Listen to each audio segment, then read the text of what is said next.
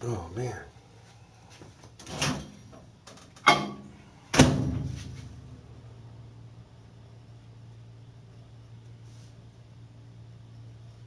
Where the fuck is the...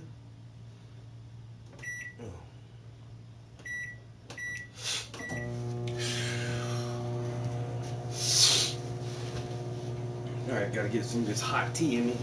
I'm still so congested this morning, I can't fucking break this shit up. Get all this mucus out.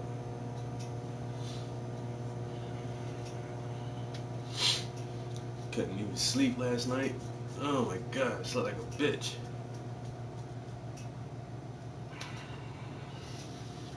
So I figured, since I can't sleep, might as well get up, just come in the studio.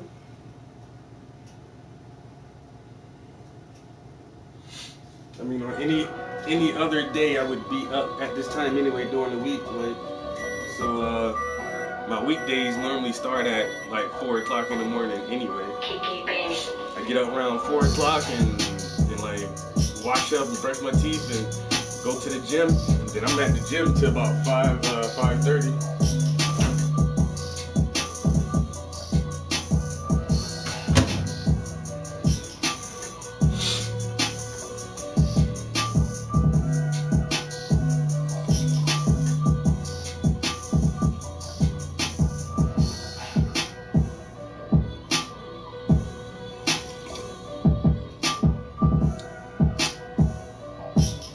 Man, this shit tastes so weird. It's like, it's not even like a tea. It's more like a broth or a soup, almost like a just liquid soup, because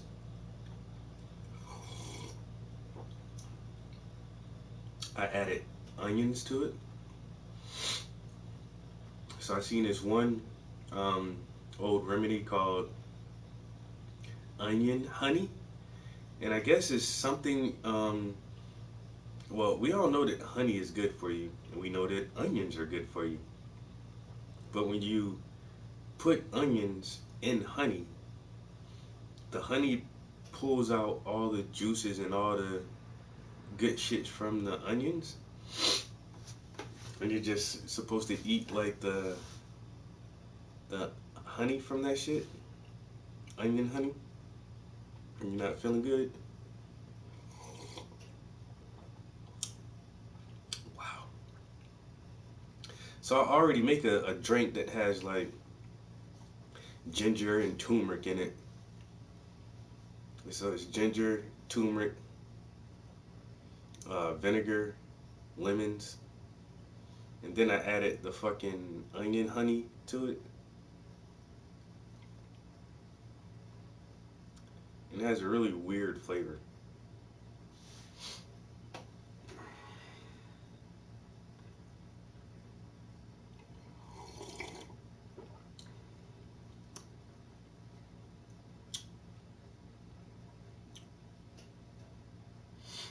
Like, you know you're tasting onions, but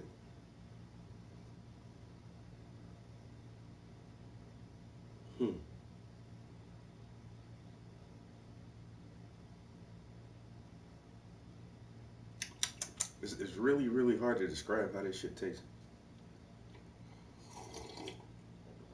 I know as soon as this shit hit my stomach just now, I feel like I just took a goddamn laxative.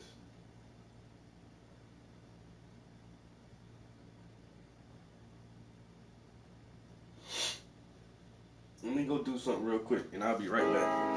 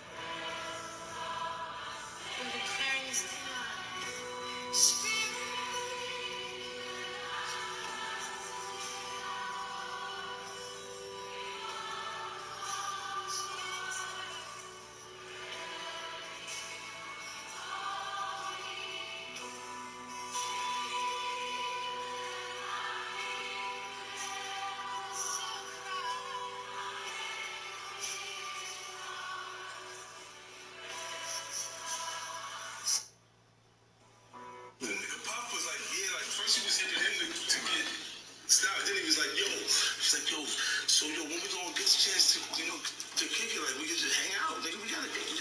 This is fun. Okay. He telling me we gotta kick it and shit. And he was like, yo, why don't we like go shopping or some shit? I mean, like I'll pay for it. And I was like, what the fuck this nigga just said? I got the fuck away from him. I was like, this nigga just tell me he take me shopping. And this is shit that goes on. There's just a little fruit, it's a fruit pile.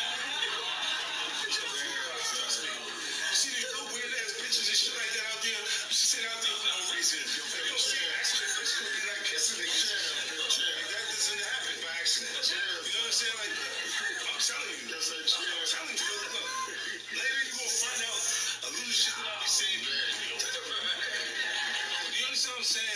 Man, listen, I'm trying to tell you the truth. But the truth, sometimes it hurts. It hurts people and they don't want to hear that shit. But I'm trying to tell you, nigga asked me, could he take me shopping? And it fucked me up because I'm looking like, what the fuck did this nigga just say?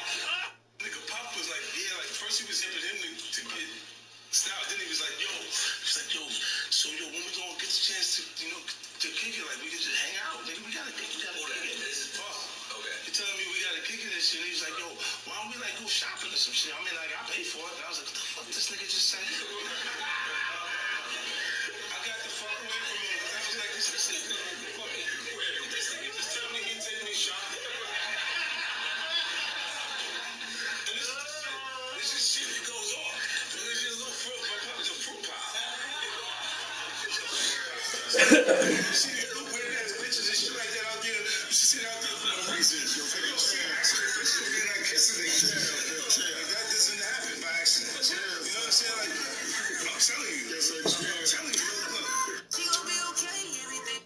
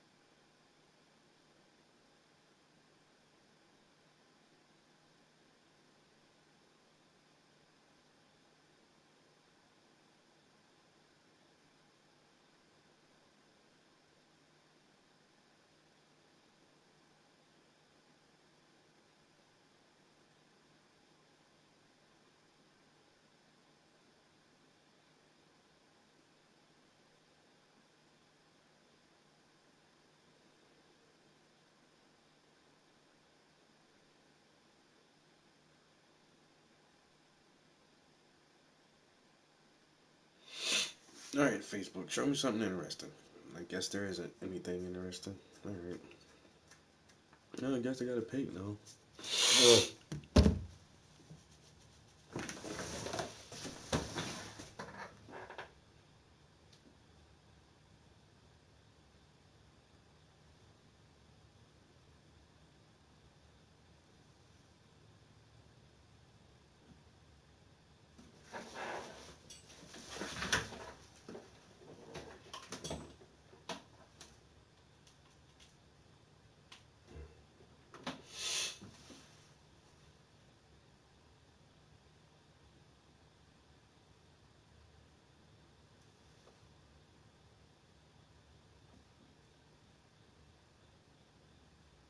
That's free to play on.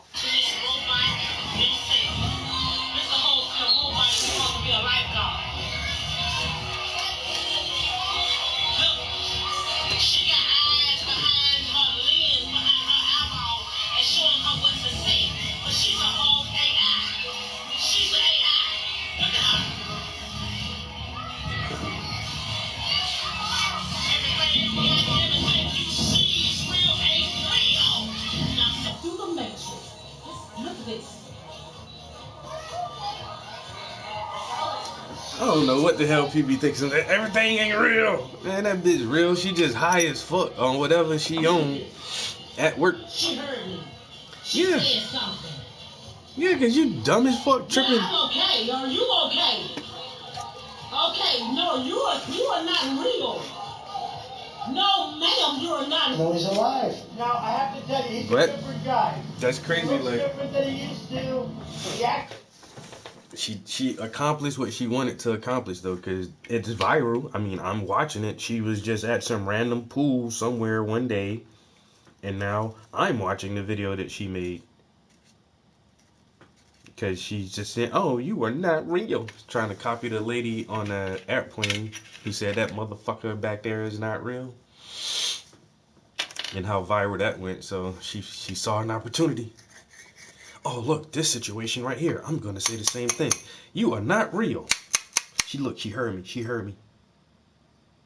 Are you okay? Bitch, you're reaching. You're reaching. How is she not real? You talking to her? You communicating with her, right? What it is she's a young chick who probably wanted two things. She either got too fucked up last night and still decided to come to work, or got up this morning and thinking that she can handle it on the clock and then hit a little something right before she went to work. And now the bitch is just tweaking out. Which is a bad place to be tweaking because she's a fucking, it appears that she's a lifeguard. Now, if you want to have if you work at the bar and you have a drink before you go to work, it's a bar, you know, and normally you're not going to be trying to save somebody's life at the bar who's drowning. So it might be okay to have like a drink or even smoke something before you go to work if you're a bartender. But if you're a lifeguard at a kid's pool,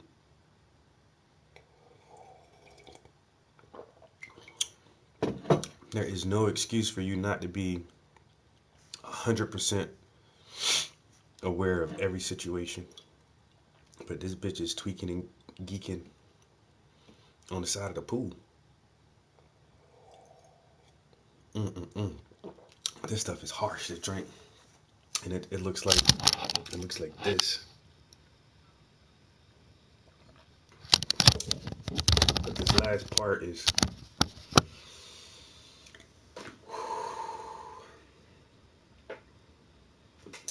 That's where all the grainy stuff at. All the turmeric and ginger bits kind of float to the bottom. But also this is where it tastes the most like onions.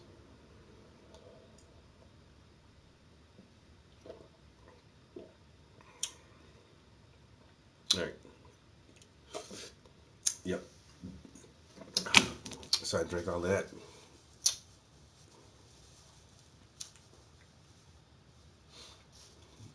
That turmeric, yeah. I don't know what that shit does to my insides because that turmeric is staining everything yellow immediately. I know the inside of my stomach probably glowing yellow right now.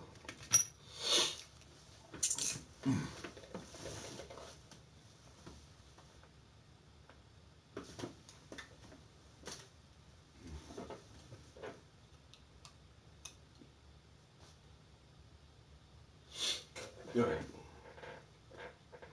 So we do have colors.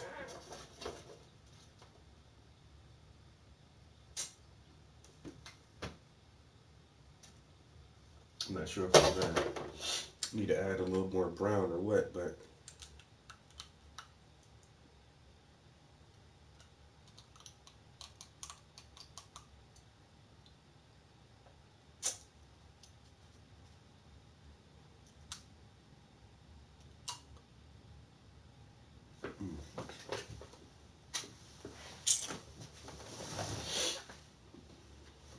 different than he used to.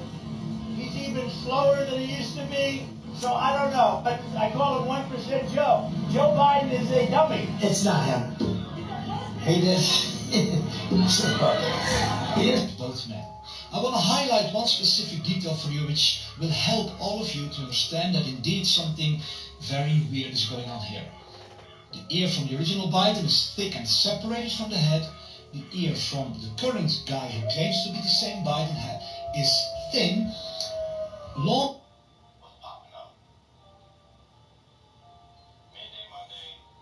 that's my only thing about presidents, though. I really think all these motherfuckers got body doubles. If you're a president, I just assume that they immediately start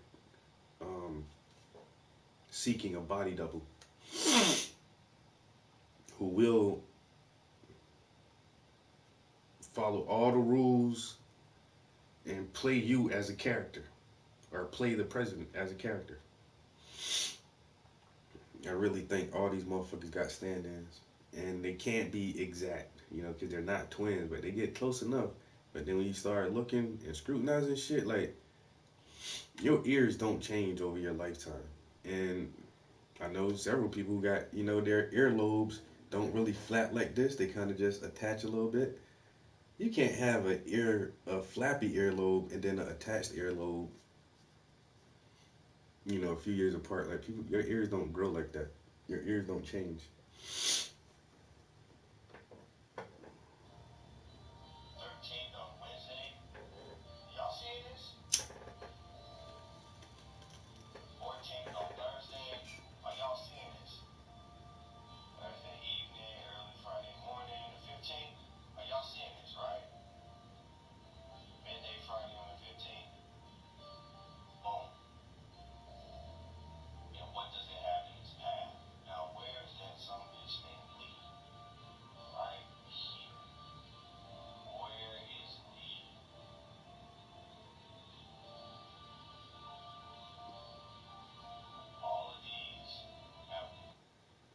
To severe ulcerative colitis takes you off course. Put it in check with Rinvoq, a once daily pill. When I wanted to see results fast, Rinvoq delivered rapid symptom.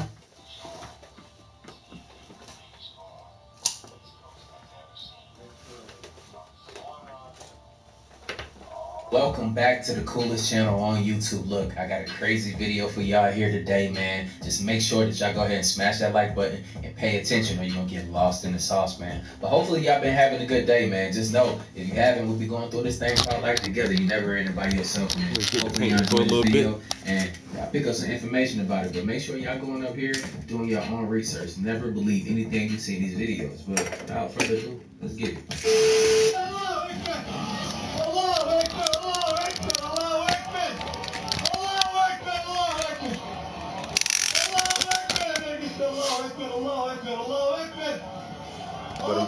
Yo, them Arabs go crazy when they see UFOs. Allah Akbar, Allah Akbar. If you are anywhere from Florida all the way to the Cape, you're going to want to watch this video.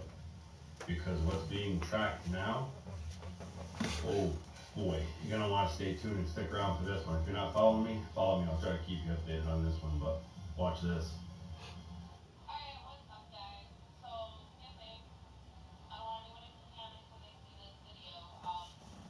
I hate how some of the volumes aren't loud on the videos he play, and then you have to turn it up and turn it back down.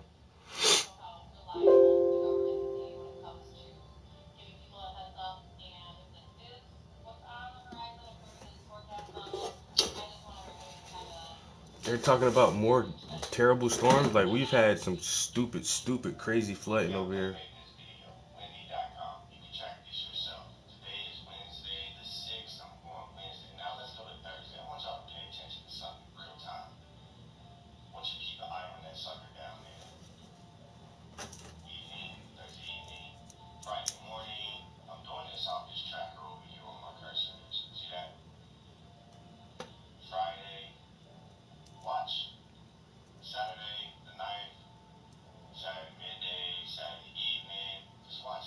So today is the 12th.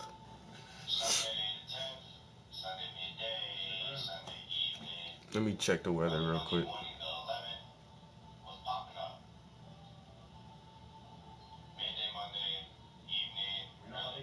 I don't know. It says today's supposed to be a high of 78.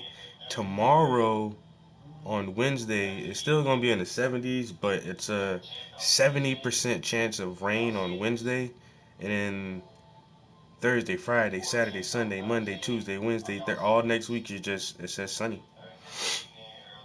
Like, we're just supposed to have, well, Saturday and Sunday is supposed to be partly cloudy, lows in the 40s, highs in the 70s, but just cloudy, not rainy. And then everything after that is sun. So, but I don't know. They're talking about some major storm coming to the southeast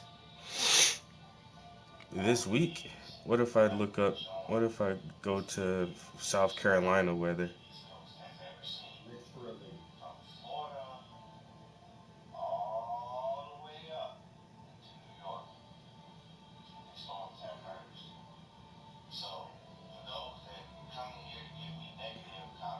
Well, it might be the following week, because even South Carolina, they have a pretty nice week. But it is weird. Like, if you look at the coast tracker, you do see something right there. Like, what is that big weather system right here? It's not.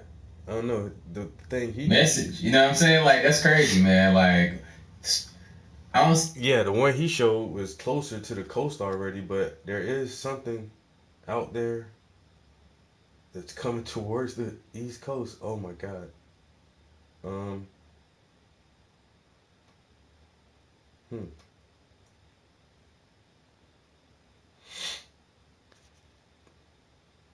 Like I say, even in South Carolina, they're gonna. It says like they just got a pretty chill week. I don't know.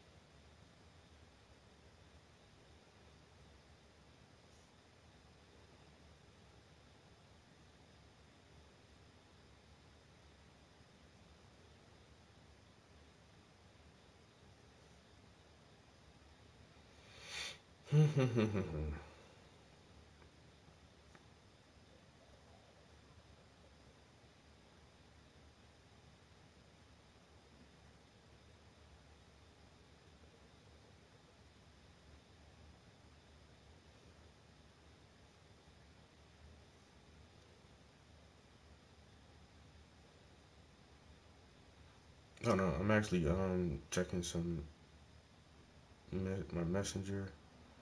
I really should check I'm not working this week, but I don't want my work email to get backed up over a week.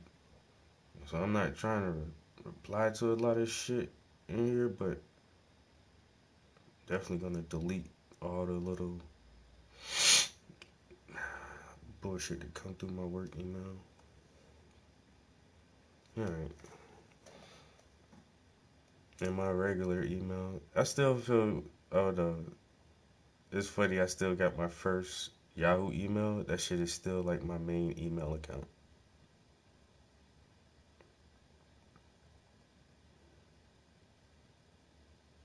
Somebody was like, what's your email? I'm like, Yahoo. I'm like, Yahoo? Until they stop having that shit as a free service, I don't see why I should use it. I mean, I do have a Gmail account now because everybody uses Google shit.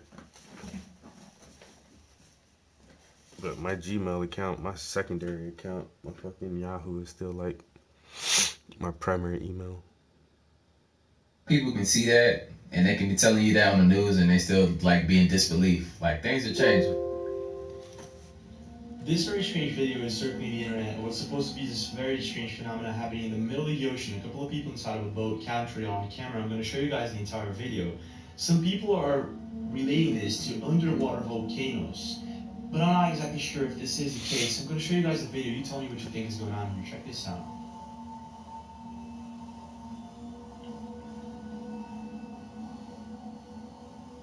In the middle of the ocean. Pay attention, look at the size of this thing.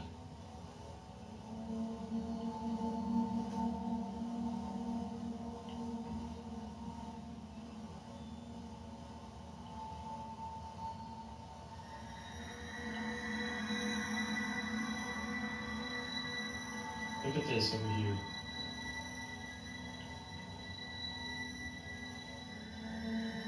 Yeah, but that's what I was looking at. What is it? What's going on here, guys? What is your take? What the fuck is that? Yeah, what possibly could that be? Because I was noticing like the sand that was popping up, right? Was y'all paying attention to that? That's like, what I thought. Is dry sand under there? It's blowing my mind. Because if inquisitive minds, look, y'all was probably thinking the same thing. Look, let me know in the comments down below. That sounds like, is it fucking sand So far or? this year, that's a giant crack in the Pacific Ocean floor. An ancient volcano that's spewing hot fluid. It also happens to be a nursery for giant eggs. And now this golden object appears. I mean, this is only my opinion, but you might want to stop looking up for aliens. But after this little clip I'm going to show you, I'll put all my videos in a playlist so you can make up your own mind. But let me know what y'all think. Stay safe. This footage provided by the U.S. government's NOAA Ocean Exploration Department, scientists are left enamored and confused by a strange object found underwater. According to SWNS, researchers operating a remotely operated vehicle, or ROV, spotted the shiny mystery 3.2 kilometers, or 1.98 miles, deep off the coast of Alaska in August. Upon spotting the orb, the team makes suggestions on what it could be, including a yellow hat, a face, an egg casing, or a dead sponge. One researcher says it's definitely got a big old hole in it, so something tried to get in or get out. What? I'm watching the updates about the hurricane down there in Florida, Hurricane Idalia, right? And they had this press conference, and they got all the different people from emergency services, all the different stuff talking, right? But like, hold on, look at this dude. Look at it. Look how miserable he is. This is my feed is live. This is the face of a man who thought he was not going to be doing this job, and it's slowly striking him that he has 3 more years of hurricanes ahead of him. Like, this dude straight up, he hates Florida. Like, this man does not like Florida. He thought he could use the state as a stepping stone to the presidency, and then a fucking guy who's facing 91 felonies called him a meatball, and now he's gonna have to stand here and listen to storm surges for the next 3 fucking years. He's so miserable. Look at him. Look at him, the fucking, oh god, this is like a scene from Succession. Just staring at the back of this guy's head. Everyone else, look, this guy knows the thing. Hey, just smile. Just look attentive. Ron just can't stop looking down and away. I'll stare at the back of this man's head as much as I can. But I got 3 more fucking years of this ahead of me. I thought I was out. I really thought I could woke my way out of being governor of Florida. But instead, Yo.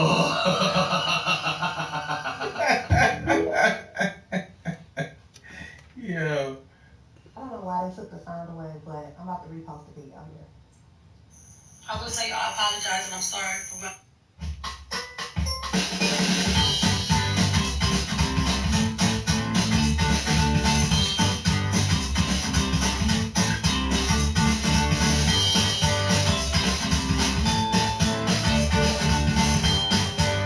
What the heck is this? Come on, man, get that out of Say, but as far as this music stuff, I won't be doing this music stuff anymore. I started this because this is my dream. And, you know, I wanted to make sure I could get me and my kids out the hood. It's always been my passion to rap. A while ago, I had signed a contract and I didn't know nothing about the business or this game out here. And just right now, I'm realizing that I signed my soul. I sold my soul to the devil. I signed myself to the devil. I don't even know myself no more. I sold my soul to the motherfucking devil, and I done prayed, and I prayed. You know, it's just like, I don't know if God can get me out of this, you know, and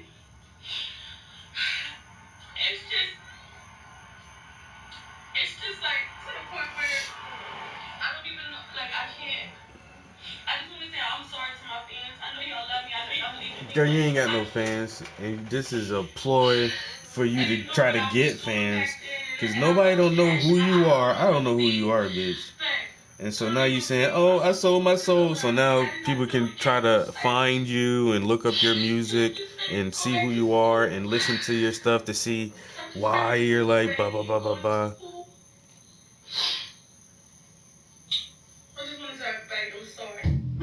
Hey, you know what's crazy for me though? Like the way I think about this, you know, it's just like from what you see of like her on social media, you wouldn't think that she had like that side of her where she would be like where she would be able to be even like vulnerable. But that says a lot though, you know. That's what I'm saying. I don't even know who she is, man. Y'all know who she is?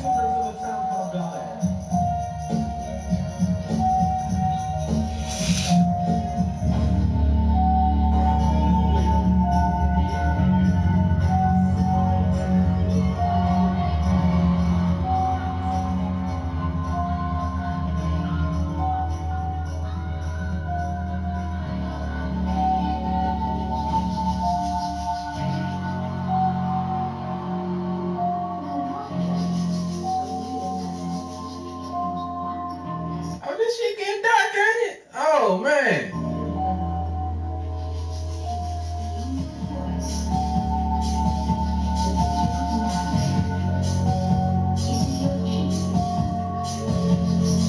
What the fuck?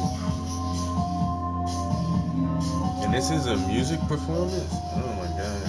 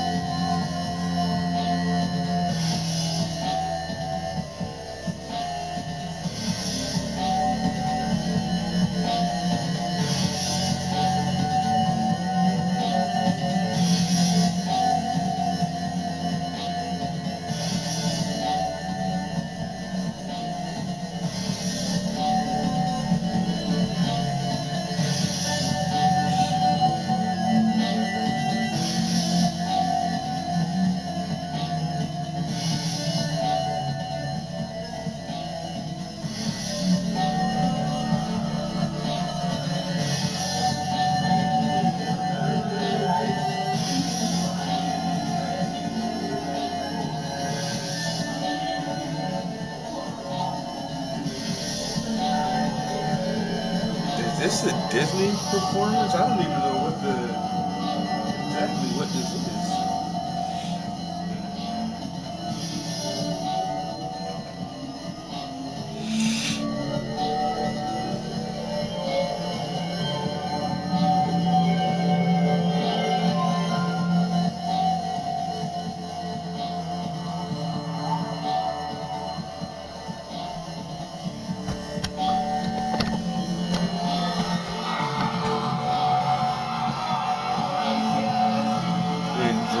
This is a Drake show? What the? Come on, man. Really? And that's how he was created from some Peter Pan dream?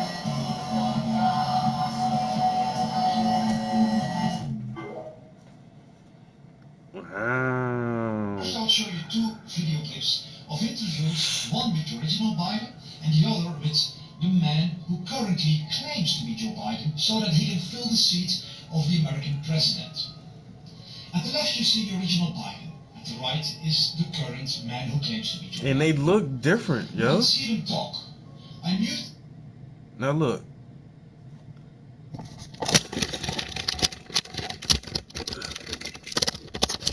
These two men look different. I mean, they look very similar, but they look different. It's like, oh, bro, you know what? You and such look just alike, bro. Y'all look, but not just alike. You know, you're not twins.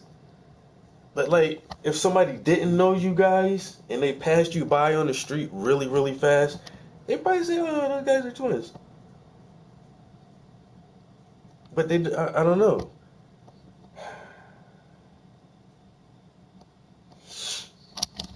I don't know.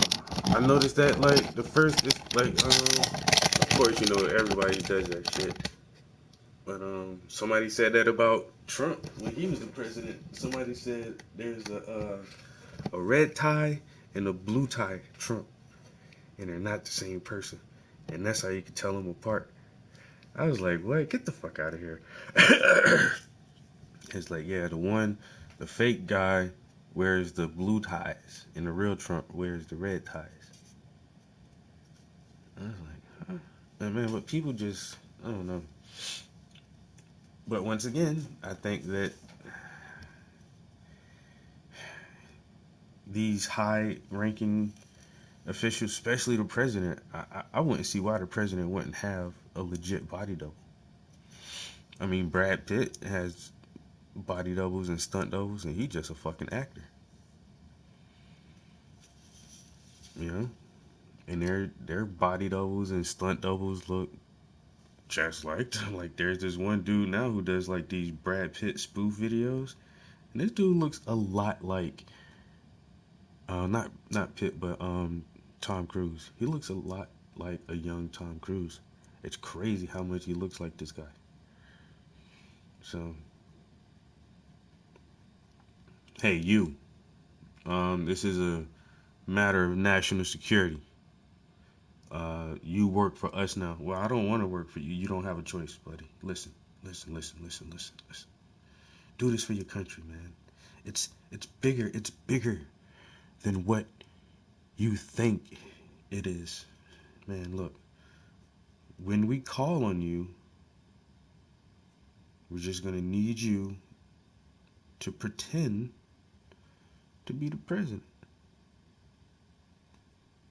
This is an honor reserved for very, very few people. But there's 3 other candidates. So look, we're going to put everybody through a test. And whoever can perform the best will be our go-to fill-in for certain scenarios. And you'll be protected just as well as the president. So don't you ever forget about that.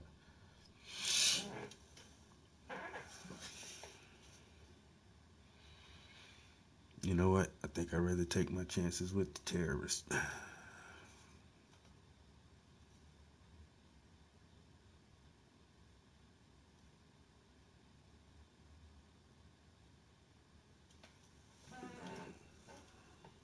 So you can focus on their faces.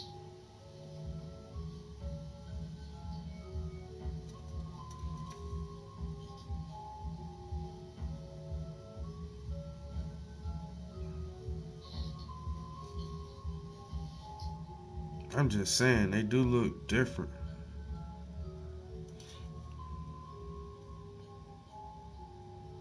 Here are 2 other images from different interviews in higher quality. I encourage you to really look with a sharp, analytical mind. Don't just stare at those faces, but try to comprehend what you're actually looking at. Try to understand the differences in the faces. Look at the eyes. Look at the cheeks. Look at the ears. Here are again two different portraits of these both men. I want to highlight one specific detail for you which will help all of you to understand that indeed something very weird is going on here. The ear from the original Biden is thick and separated from the head. The ear from the current guy who claims to be the same Biden is thin, longer, and it is completely connected to the head. And if we look at this part of the ear, it goes straight up, while the other one is curved. This is also... Now, we know some people just, you know, their body parts just don't start growing, like their ears and shit. You know, you see somebody like 100 years old and their ears like this big, you know, that's because they have received a lot from the world, you know, and it's just... But look, check me out, though. The earlobe just don't change like that, y'all. It don't, man. It just ain't gonna droop like that all of a sudden. And then the other part, like, that's completely transformed. But look, let's keep going. Much deeper, and this is more shallow. These ears are completely different. There's a significant birthmark on the forehead. Okay. This one has no birthmark.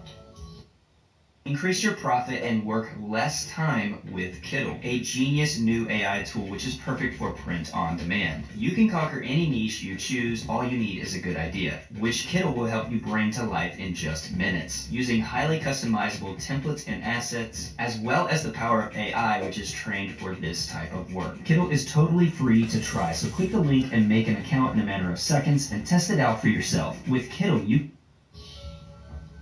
sunken cheeks. But look at the face difference, though. Look at the nose and everything. You can tell.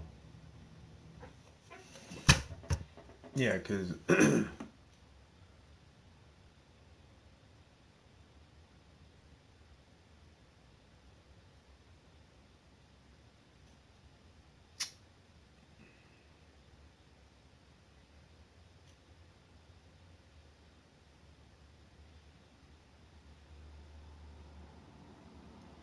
if that is the same man, he got a lot of plastic surgery done. Because they just don't look identical at all. There's a dent in his cheeks. These are apple cheeks, the exact opposite. This head is much wider than this guy. And look at the eyes. There's no comparison. Here we can see the same. Sunken cheeks, a dent in the cheeks, apple cheeks, the exact opposite. Look at the eyes, look at those eyes. The one on the right got cheeks like me, you feel me? He has a more square head, he has a rounder head. His skin is super smooth. The original Biden had a very rough skin. These are two entirely different men. The original Biden had a really squarish head, while the current man who claims to be Biden has a more oval head. It's nicely rounded. Here, look at the teeth. Big teeth. This is an entirely different mouth. Entirely different mouth. The whole head is again a completely different skull. This is no makeup. This is no plastic surgery. No aging. That's what I'm saying. If it's plastic surgery. If you go back to these photos, and we can see that the wrinkles on the forehead are completely different. Wrinkles are like a fingerprint. They are unique with our person. They can be used in criminal investigations, just like fingerprints. Here we can see it very clear. Yo, so they out here fingerprinting your forehead? I've never heard of that before, but look, it sounds reasonable to me, y'all. How y'all feel about that? You ever heard of it? Entirely different face print, just like fingerprints. There's no comparison. This is a different, unique person than this guy. Entirely different. There's no doubt about this. So Trump is right. Hannity is right. The millions of people who have been saying this on the internet the past 2 years, they're all right. The original Biden is gone. He has been replaced by an imposter, a fraud, a liar, a con man. Look at him. He's entirely different. There's no comparison between these two heads. You and me and the whole world, we are being fooled. in an amazing, mind-blowing way. I didn't know that people were out there. Joe doesn't know he's alive. Because Biden doesn't know he's alive. Biden doesn't know, he doesn't know he's alive. Now, I have to tell you, he's a different guy. He looks different than he used to. He acts different than he used to. He's even slower than he used to be. So I don't know, but I call him 1% Joe. Joe Biden is a dummy. It's not him. He is. Yeah. Guys and goddesses, I'm a beautiful, high vibrational souls and spirit. So this will be the truth about AI part 3. Let's dive in. Okay, now understand. Wait a minute, I want to know more about Biden being replaced now, because do they really got to stand in for this motherfucker? Working as a lifeguard and this lady exposing it. Man, y'all gotta see this. Let's watch it. Oh my god, it's back to that video. This is not no fucking AI. It's a fucking... It's some young girl who's fucking tweaking the hell out. That's the only thing that is.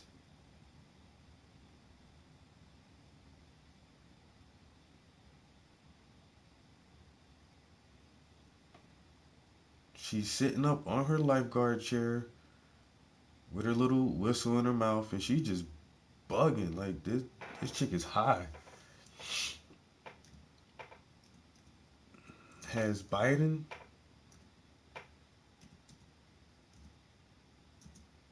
been replaced? Hold on, I can't type like that. Let me see. Has Biden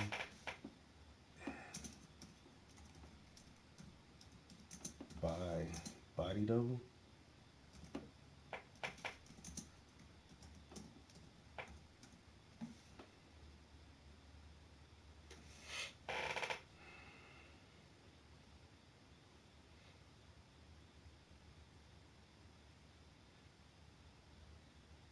Televangelist. Biden has body doubles. Is Joe Biden a clone? Tom McDonald. Evidence shows Hillary Clinton is a robot. Here's the reason why President Joe Biden's voice sounds different. Biden on Don't Ask, Don't Tell. Yeah, this right here, 12 years ago, that looks like a different man. This was from 2 years ago. There are clearly 2 Joe Bidens.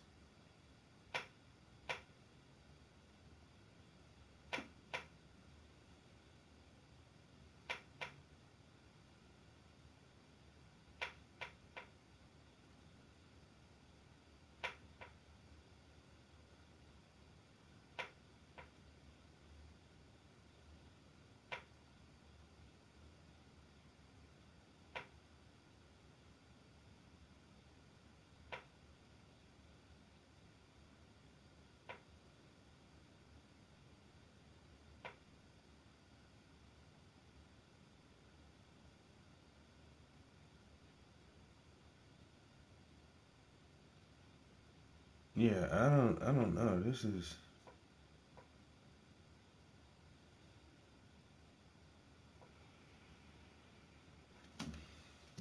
I didn't know this was a real thing that people were... Alright. This says there are clearly 2 Joe Biden. Sky News Australia. You gotta make sure you're covered.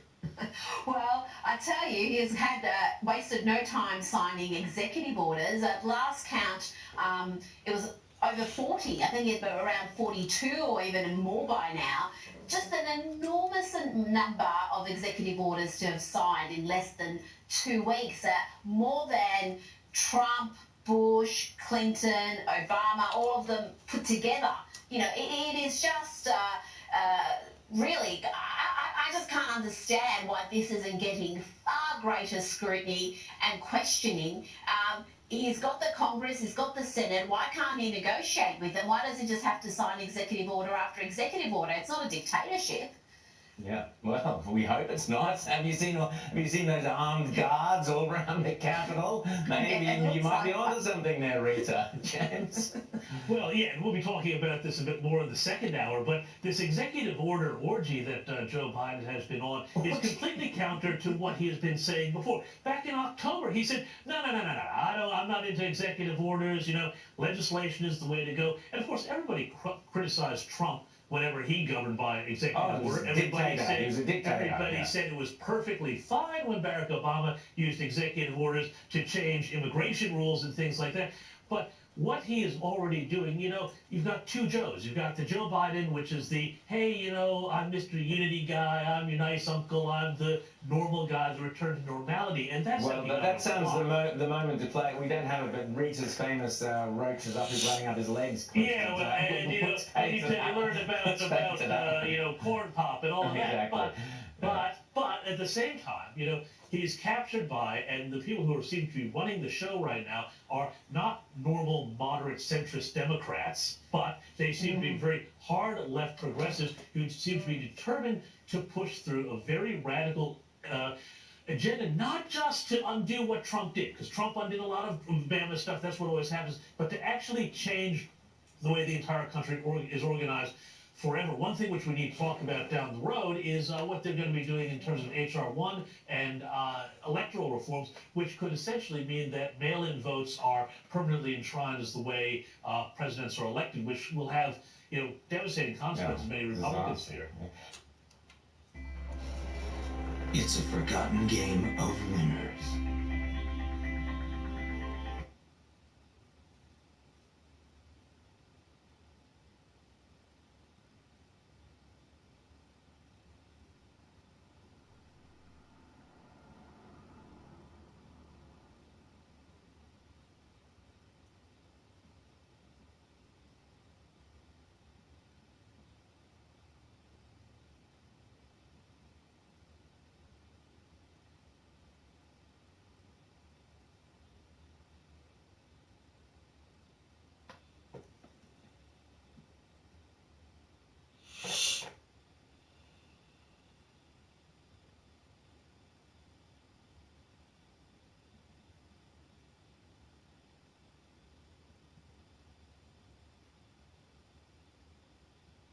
Its connection to Jeffrey Epstein. Jeffrey Epstein, it's just the beginning, just the tip of the iceberg. In this wide-ranging interview, I sat down with Whitney Webb to discuss not only Jeffrey Epstein, the Clintons, but the deep state mechanism and the mafia that runs all of it. Here's that interview.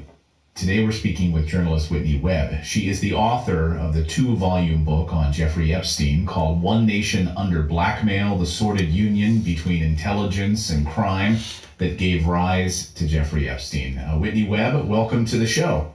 Hey, it's great to be here. Thanks so much for having me on. My pleasure. Now, I first learned about you, I think like over a year ago. You were doing an interview with Catherine Austin Fitts, and at the time I tried to get you on the show, but you said, I can't right now, I'm knee-deep in this research on this Epstein book.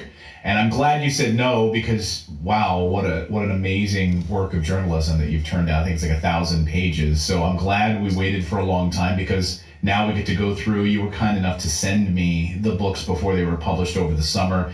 Going through, I have to say, it's astonishing. Really is amazing work. And before we even get into it, I want to just tell all of our viewers right now, go to Amazon or wherever you buy books and just support independent journalism. Buy Whitney's book. And I think it's just an eye-opening piece of journalism. So thank you for your work, and thanks for being here. Thanks. Thanks for taking the time to read it. 1,000 pages isn't exactly a light read, so definitely take some time to get through. Yeah, I mean, it's dense, but it's incredibly important work, and just take it in chunks, and I think it's so transformative, and I think this is maybe something that people should, we should have our college kids reading books like this, because it wasn't until, I was much older before I really started to dive more deeply into American history and understood, I was a history major, but the sort of the alternative history and looking at how we've been lied to about a lot of these issues. So I think that this should be maybe standard reading for a lot of people to see how the machine actually works. And it's interesting, there's a lot of topics I want to cover with you today, because you're here at an interesting time.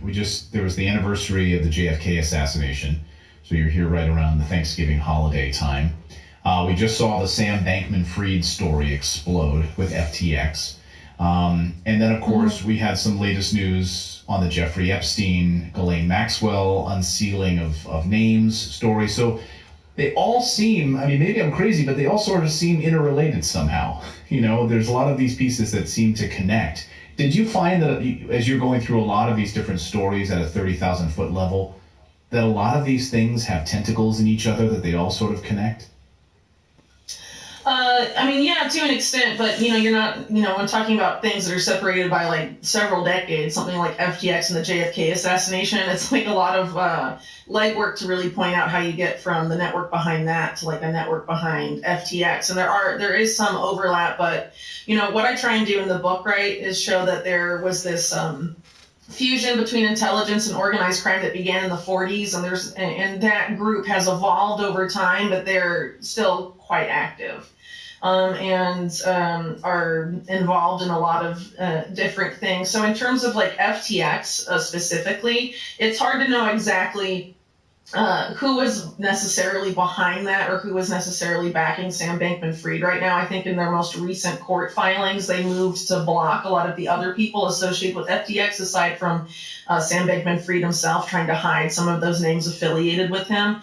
And, you know, we can sort of get, we've had a little peek here and there at some of the network behind him, but it's hard to know exactly what was going on. Whereas when you're talking about something like the JFK assassination, you have like, you know, over 70 years or so, right, more or less of, you know, research and time for documents to come out and right, Freedom of Information Act requests. And so it's much easier to piece together something like that than something that's currently like still a developing story like the FTX scandal. I guess I just I was going to say, I sort of see a lot of just similarities in the, you know, in the cover-ups, the powerful people, the elites that don't want you to have access to this information. I think there's a lot of commonalities between these stories, right? Yeah, well, you know, if you have a particular network, you know, that's even decentralized, right, and they're able to get away with things decade over decade, they're not going to stop that behavior because of a lack of accountability. And so this, you know, these particular groups that are affiliated with either organized crime or intelligence or, you know, different power brokers, more often than not, the law doesn't apply to them like it applies to the rest of us. So they're able to sort of get away with certain crimes if they're in bed with the right actors, or if they're benefiting the power, you know, the powerful enough. You know, making the money, things like that. So, you know, I think that was probably true. You know, with FTX, you know, it's pretty clear that was serving a particular purpose for certain powerful people, and that the fraud going on there was benefiting certain powerful people, because you're not just having, you know, the government and the Department of Justice and law enforcement sort of, you know, essentially turning a blind eye at this point to him, but you're also having the mainstream media cover for him, because someone like Bernie Madoff, for example, you know, within a couple of days, he was arrested. The media was totally, you know, against him. And what we're seeing with SBF, as he's called, Sam Bankman-Fried, is quite different. You know, right, it's very apologetic in a sense, and very sympathetic to his case, when in reality, if you're looking at the court filings and all of this, it's very clear that he was a brazen financial criminal. Right. Now, you sat down with my old colleague Glenn Beck for a really in-depth interview on the book. So I don't want to, he did a great job. I would encourage our viewers to go check out that interview. I don't want to retread some of the ground that you guys already covered together. So what I want to do is try to maybe focus on a few other topics, or even go a little bit deeper in some things from the book and from some of the current events. So other treatments, let's just talk about your book at a high level. You know, other treatments of Epstein have focused on his sex trafficking crimes. But I think what's interesting about your book is that, you know, it really dives deeply into how interconnected the state sponsorship of all of this was, how intricately involved the government actively was working with him. So can we just start there? Why was that part of the story so interesting to you, how involved the government was, or the state sponsorship of Epstein? Well, I first got interested in it because there was an obvious attempt to cover it up by the mainstream media and, of course, the government itself. So you had sort of inklings of this come out, where you have Alex Acosta reported as saying that he went light on Epstein when he was, you know, a U.S. attorney in Florida, because he was told that Epstein had belonged to intelligence and was above his pay grade and whatnot. So, you know, I wanted to sort of understand what that meant, right? Because if you say belong to intelligence, That could mean he was an asset, he was on the payroll, he was an agent, and does that mean one intelligence agency or multiple intelligence agencies? What exactly was the nature of that involvement? Because if you're talking about someone who's under fire for the sex trafficking of minors, and there's an intelligence connection, that means there's a state connection, like a government connection. And as I note throughout the book, there's acts like this, scandals like this that have broken, really throughout American history in different administrations with powerful political connections, and they've been covered up pretty systematically. So it seemed like Epstein, there were efforts to have that happen with the Jeffrey Epstein case as well, and I think that's been pretty clear over the past few years or so. So in terms of what that state sponsorship was, I did my best to really just put all the information out there, and people can sort of draw their own conclusions. But I think it's pretty conclusive that there was either one or two in state intelligence agencies that were involved with his activities. But it's not just limited to sex trafficking. So if you look at the mainstream media narrative of Epstein, it focuses pretty much exclusively on his sex trafficking from 2000 to 2006, give or take, with the exception of the Ghislaine Maxwell trial, which deals with some stuff in the 90s. But overall, it's mostly focused on a very specific activity in a very specific time frame. And this is someone who's, entered the workforce really at some point in the 1970s. And a lot of those intelligence connections go back to the 80s and arguably even 70s as well.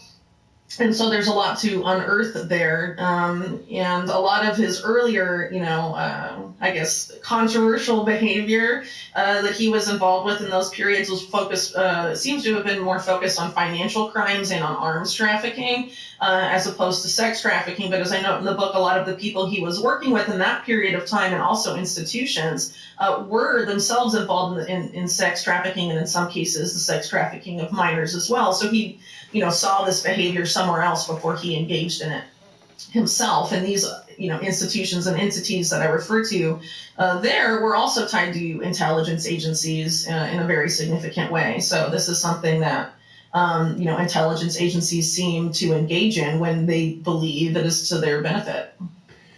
Yeah, I couldn't help. I mean, in the book you point out a couple of instances where, some of his colleagues were fried publicly about it, went to jail, and his name was just like mysteriously removed. Like, am I wrong about that? Yeah, on the financial crime side. So Jeffrey Epstein and a man named Stephen Hoffenberg, and also Jeffrey Epstein's mentor, son of one of his big mentors. The mentor was Douglas Leese, a British arms trafficker with alleged British intelligence ties, and his son Julian Leese was also at this firm, and allegedly both Julian and Douglas Leese were involved, according to Steve Hoffenberg. But Steve Hoffenberg's dead, so you can't really ask him too many questions about it anymore, at least. But it was Steve Hoffenberg had created this company called Towers Financial, and Douglas Leese was allegedly a principal there and connected Steve Hoffenberg and Jeffrey Epstein. And once Jeffrey Epstein is on the scene, this is around 1987 or so, interestingly enough, the year he also is alleged to have linked up with Leslie Wexner. Jeffrey Epstein develops a Ponzi scheme plan that he and Hoffenberg enact, using Towers Financial as sort of the vehicle for conducting this large, very massive Ponzi scheme. I think at the time it collapsed around 93 or so. It was one of at the point, maybe the biggest Ponzi scheme in U.S. history. At that point, I think it no longer holds that title. But yes, so in grand jury proceedings, the attorneys involved in prosecuting that case, their main narrative was that Jeffrey Epstein was the mastermind, and Stephen Hoffenberg confirmed this in his testimony to the grand jury. But then in a few months' time, Jeffrey Epstein's name is dropped from the case. And in 1993, Jeffrey Epstein is, instead of in prison like Steve Hoffenberg is, he's visiting the White House. And that may be related to why, his name was dropped from the case, because he became intimately involved in fundraisers. And one of the fundraisers he was first involved in, at least that we know about, in 1993, was related to a fundraiser for the White House Historical Association. And so the White House Historical Association fundraiser was supposed to be, led by the First Lady's office, Hillary Clinton, and her decorator, Kaki Hawker-Smith.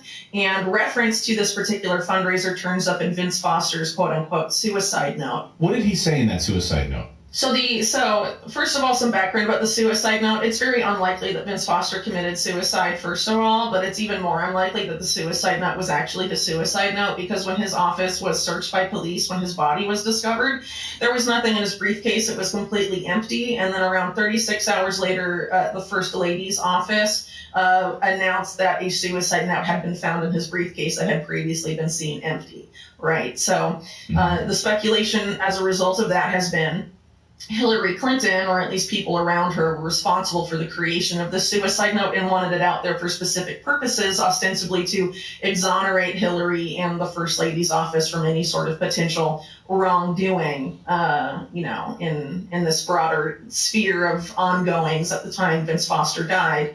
And the only reference to Hillary Clinton in that quote-unquote suicide note is related to this fundraiser, and how there was nothing funny about the money involved. And of course, as White House legal counsel at the time of his death, Vince Foster would have been responsible for determining if there was anything suspect about the finances of that particular fundraiser. And if you look at some of the names associated with this fundraiser, you don't just have Jeffrey Epstein, you have people like Clark Clifford, who, for example, was instrumental in having BCCI establish itself in the United States, with BCCI being the Bank of Credit and Commerce International, which is one of these organizations I sort of alluded to earlier that is, essentially masquerading as a bank, but is really a private intelligence apparatus that's sex trafficking minors, among other things, but involved in money laundering on a massive scale and all other sorts of just really insane and brazen financial crimes that were investigated by Congress, and it, sort of collapsed spectacularly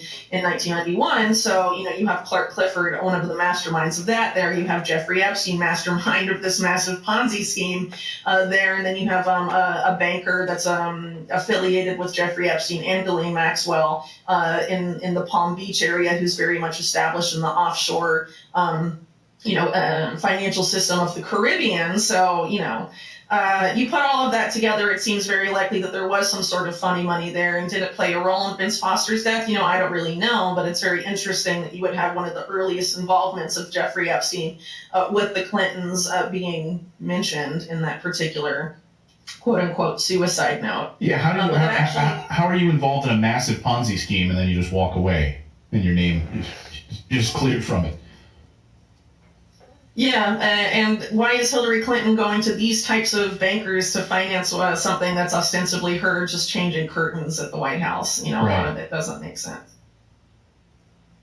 The media has ignored this story. I mean, and it's amazing to watch what happens on YouTube and censorship, and certainly big platform censorship of this story. I mean, it's remarkable that, the Johnny Depp the Johnny Depp story, the Johnny Depp trial got more exposure than the Ghislaine Maxwell hearing. I'm sure someone has done a content analysis out there to prove my point on that, but I don't have the numbers in front of me. But why do you think that the media has ignored this story? I mean, there's big pieces of this that seem largely ignored by the media. What parts specifically do you think that the media has ignored, just glossed over, and we don't even know about? We don't hear at all about it.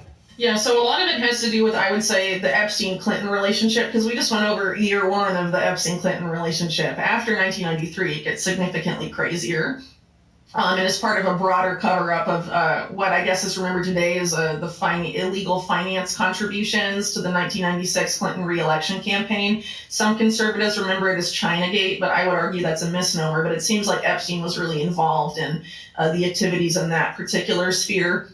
And then, of course, goes on after Clinton leaves office, after being involved in all these illegal fundraisers for the Clintons, and prior to that, constructing this giant Ponzi scheme, he helps the Clintons set up the Clinton Foundation.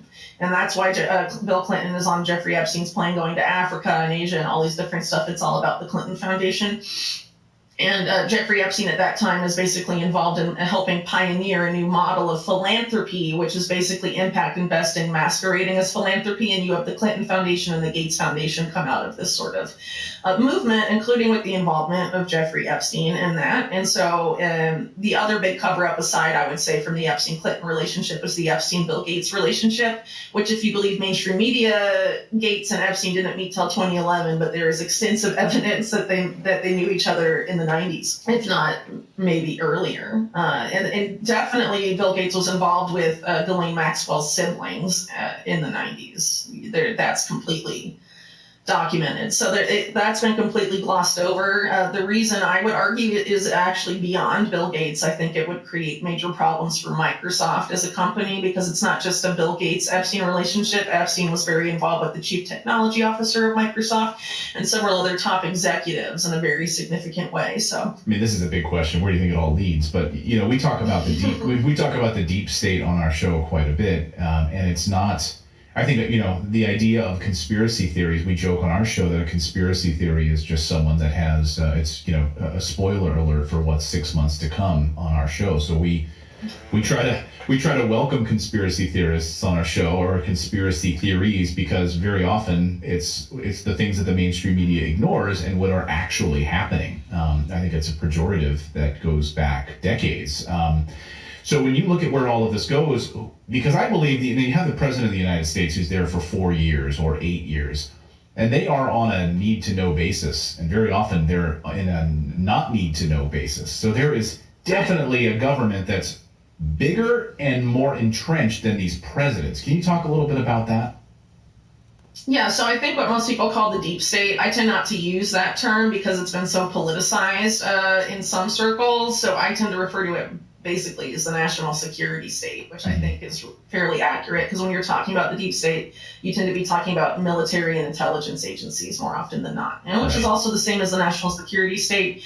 And when you use that term, it sort of brings the contractors in with it. And so when you look at the contractors of the national security state, you know, you're looking at groups like MITRE that are really shady, in the RAND Corporation, also very spooky. But also the Silicon Valley giants, right, are almost all major contractors to the national security state. So that's, you know, Google, Microsoft, Oracle, Amazon, you know, a lot of the big names of Silicon Valley are also tied up in this now. And so I think that's pretty much the best way to think of it. You know, a lot of people, when they talk about Silicon Valley, divorce them from the national security state, but they've essentially fused, and that's been a major theme of my work over the past probably like three years, maybe 4 years or so. Yeah, I've been in. That's when I first learned of you. That's some of the writings I started reading of your work had to do with that relationship, and I think most people don't know this deep connection to Silicon Valley. And a lot of people would argue, hey, real Washington is run out of Silicon Valley, not in Washington, D.C., the Googles, the Amazons of the world. And the relationship between the CIA and Amazon and these early contracts that put these companies on the map. Can you talk a little bit about that incestuous relationship? Sure. Well, a lot of the big Silicon Valley names today wouldn't exist without the involvement of the CIA or In-Q-Tel, the CIA's venture capital arm. Or in the case of, Facebook, you have sort of a DARPA connection there. So a lot of these, Silicon Valley companies, we were sort of sold this narrative, oh, it's just these guys in their garage, and look at their brilliant startup. You know, if you actually look into the narratives in a lot of those cases, that's not what you're going to find. You're going to find, In-Q-Tel or connections to powerful people and deal making and whatnot. But, and a lot of the bigger names, you find the national security state there really from the off. And it has sort of, that relationship has been relatively, continuous from their founding onward. So I think if you look at Silicon Valley specifically, there's a really good book called Surveillance Valley by Yasha Levine. In looking at that, it sort of shows how the military-industrial complex, which I would argue is really the military-intelligence industrial complex, that particular group is looking as early as the Vietnam War of using what later becomes the internet, but technology as a way to surveil the population for the purpose of dissident hunting, like what we now see as the war on domestic terror, that they're trying to sort of foist upon the public, using, of course, Silicon Valley as the means of doing that, or rather Silicon Valley products. So this is sort of a very long-standing agenda. And this was originally piloted in Vietnam as something called Operation, or the Phoenix program, and was used extensive databases and, the technology of the time as a tool to basically launch a war of domestic terror within Vietnam, which resulted in the murder of a lot of civilians and alleged dissidents and all of this stuff.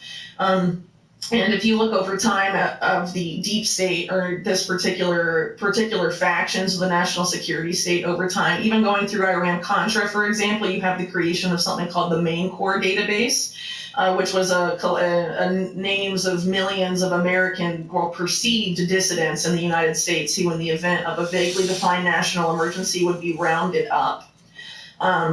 And this, of course, is something that these actors have done in other countries, especially in that period of time. They've been doing for decades, from Vietnam on, from Vietnam to Operation Condor in Latin America, which the CIA designed and helped run, and then some of the stuff going on in Central America, later.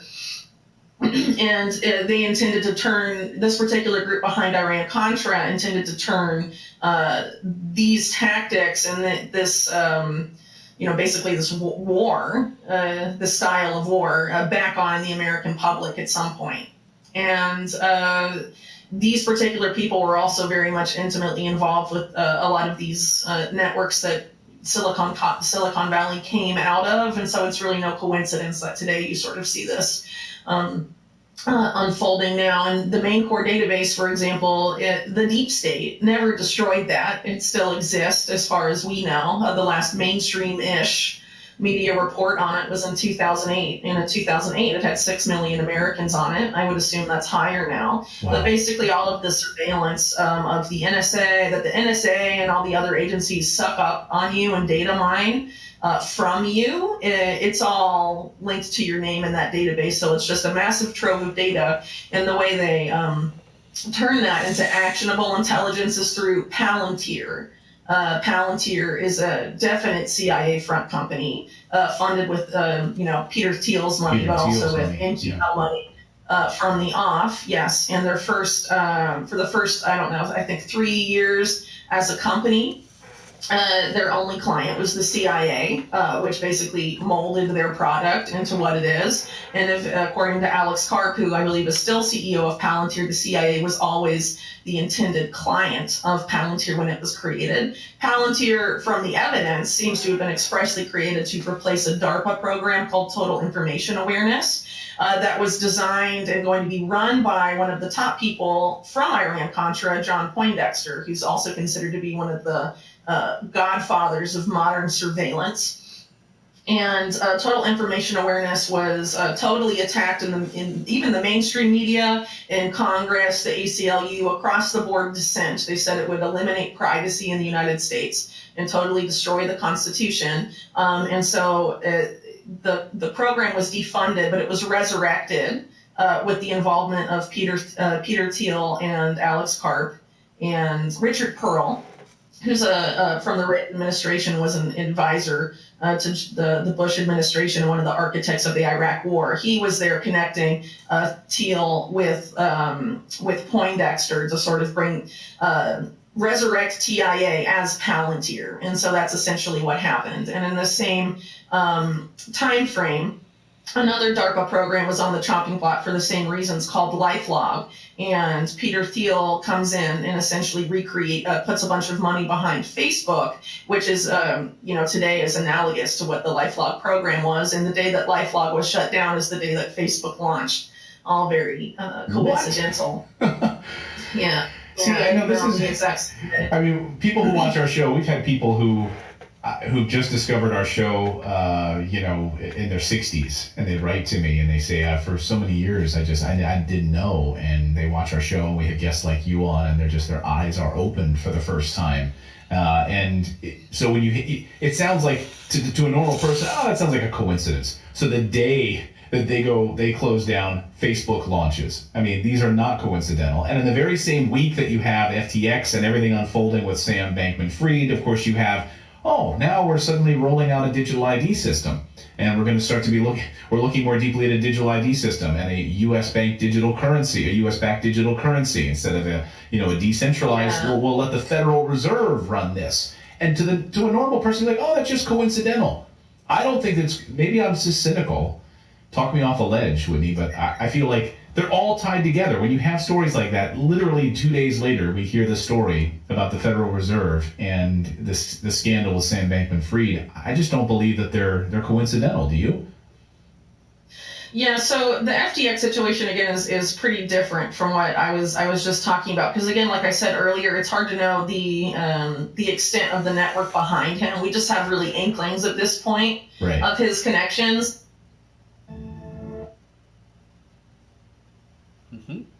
She's tired of this dude trying to talk about the FTX guy while she's trying to talk about Epstein.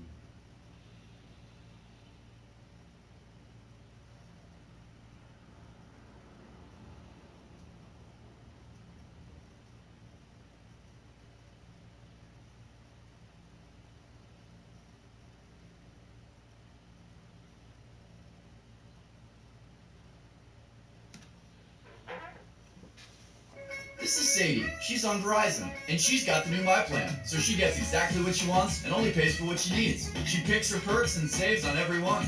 Make your move to My Plan. Act now and get it for $25 when you bring your phones. It's your Verizon. Developing this morning, state police say escaped murderer Danilo Cavalcante is now armed. They're pursuing him in a rural area of northern Chester County. Action News has learned a homeowner in East Nantmeal Township shot at someone matching Cavalcante's description, prompting a flurry of police response late last night and into the morning hours. Now, this map gives you a look at the area where state police are searching. You can see where the homeowner fired shots in East Nantmeal. It's not far from French Creek Elementary School. Police now think Cavalcante is somewhere north of there in South Coventry Township, near Ridge Road, Coventryville Road, and Daisy Point Road. Action News reporter Catherine Scott has been following the latest developments overnight. She joins us live from a staging area at Ludwig's Corner Fire Company with more on this. Good morning, Catherine. Good morning, Matt and Tam. Yeah, he is armed according to police, and they're telling residents to keep their doors and their windows locked as the search continues. We're next to Pottstown Pike. You can see the closure point over there, and we've seen police vehicles going in and out of that point. Law enforcement has now flooded the area in South Coventry Township looking for 34-year-old Danilo Cavalcante, who's been on the run since August 31st when he broke out of Chester County Prison by crab walking up the walls. You could see the armored vehicle coming up the street last night, shortly before 2 a.m. Pennsylvania State Police said the escaped prisoner may be in the area of Ridge Road, Coventry Road, and Daisy Point Road. Sources say the convicted murderer was first spotted last night within a search perimeter in South Coventry Township. Sources say he was seen in a field by air, and when authorities got there, a pair of shoes that are believed to be Cavalcante's were found.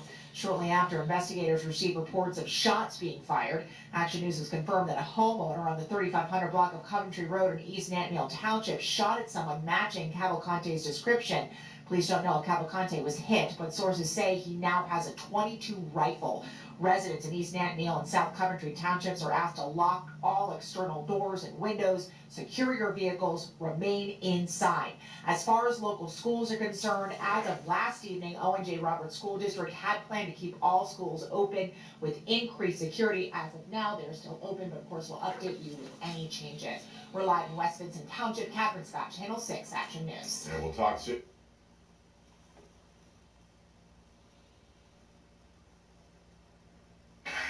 This is a switch bike. This is a switch bike. No, this is a switch bike.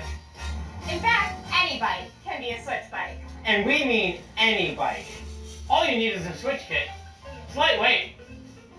Pop.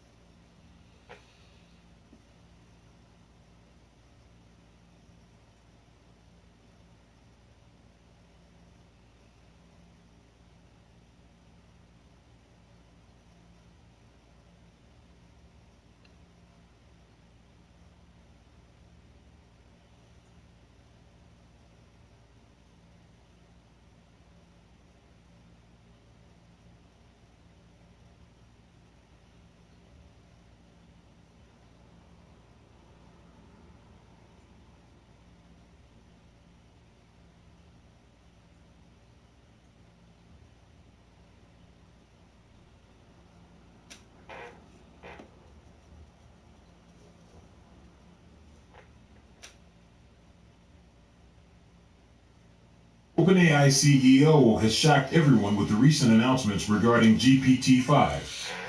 From what Sam Altman recently said, it is a game changer. To be honest, 2 of these features left us speechless. Without wasting much time, we'll share everything we know about this much anticipated AI model. So prepare to be amazed by the revolutionary features of ChatGPT-5.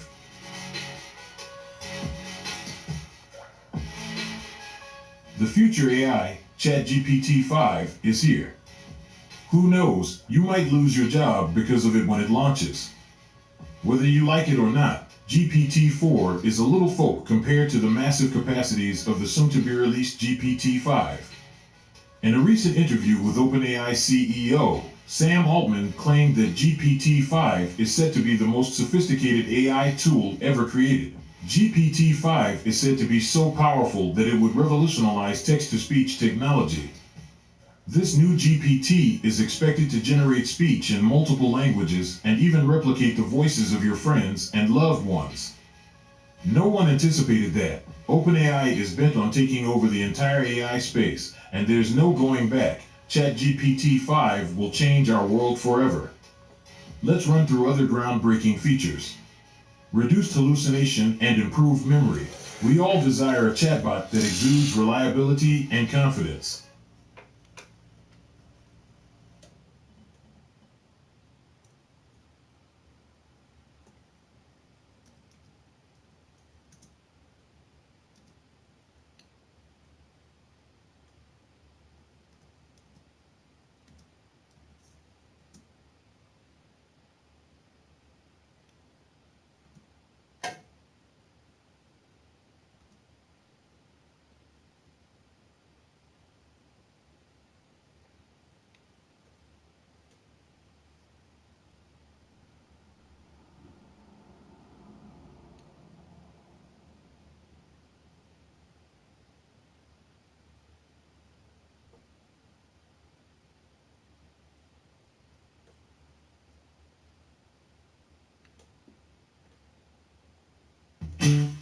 OpenAI shocked the world last November with ChatGPT, and OpenAI is not only creating models, it's creating the future. So Sam, it's an honor to have you on the podcast.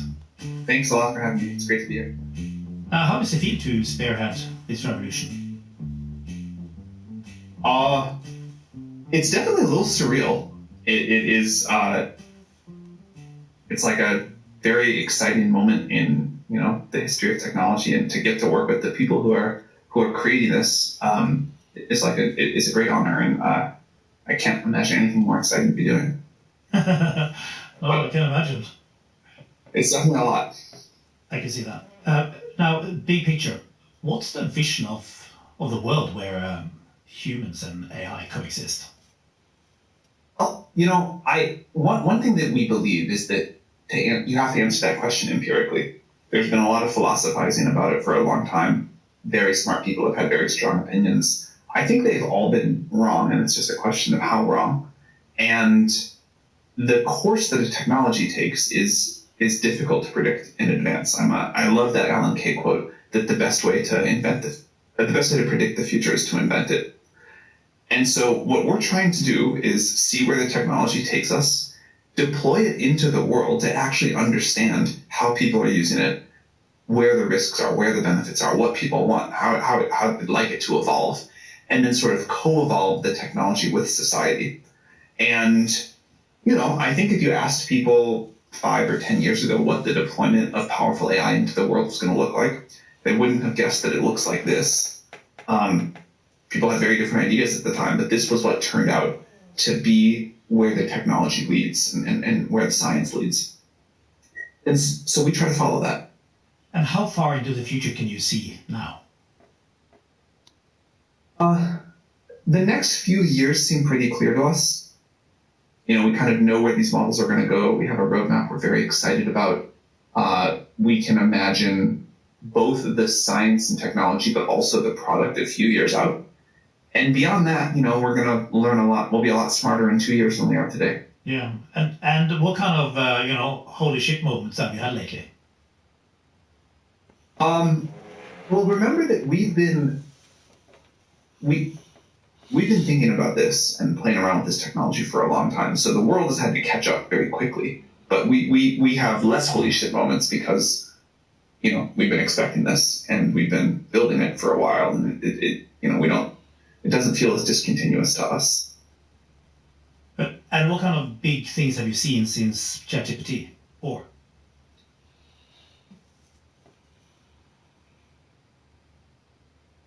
Biggest ones have not been about new technology or new models, but about the breadth of use cases the world is finding to do this. So the holy shit moments have not been like, oh, now the model can do this. Now we figured out that, because again, somewhat expected that.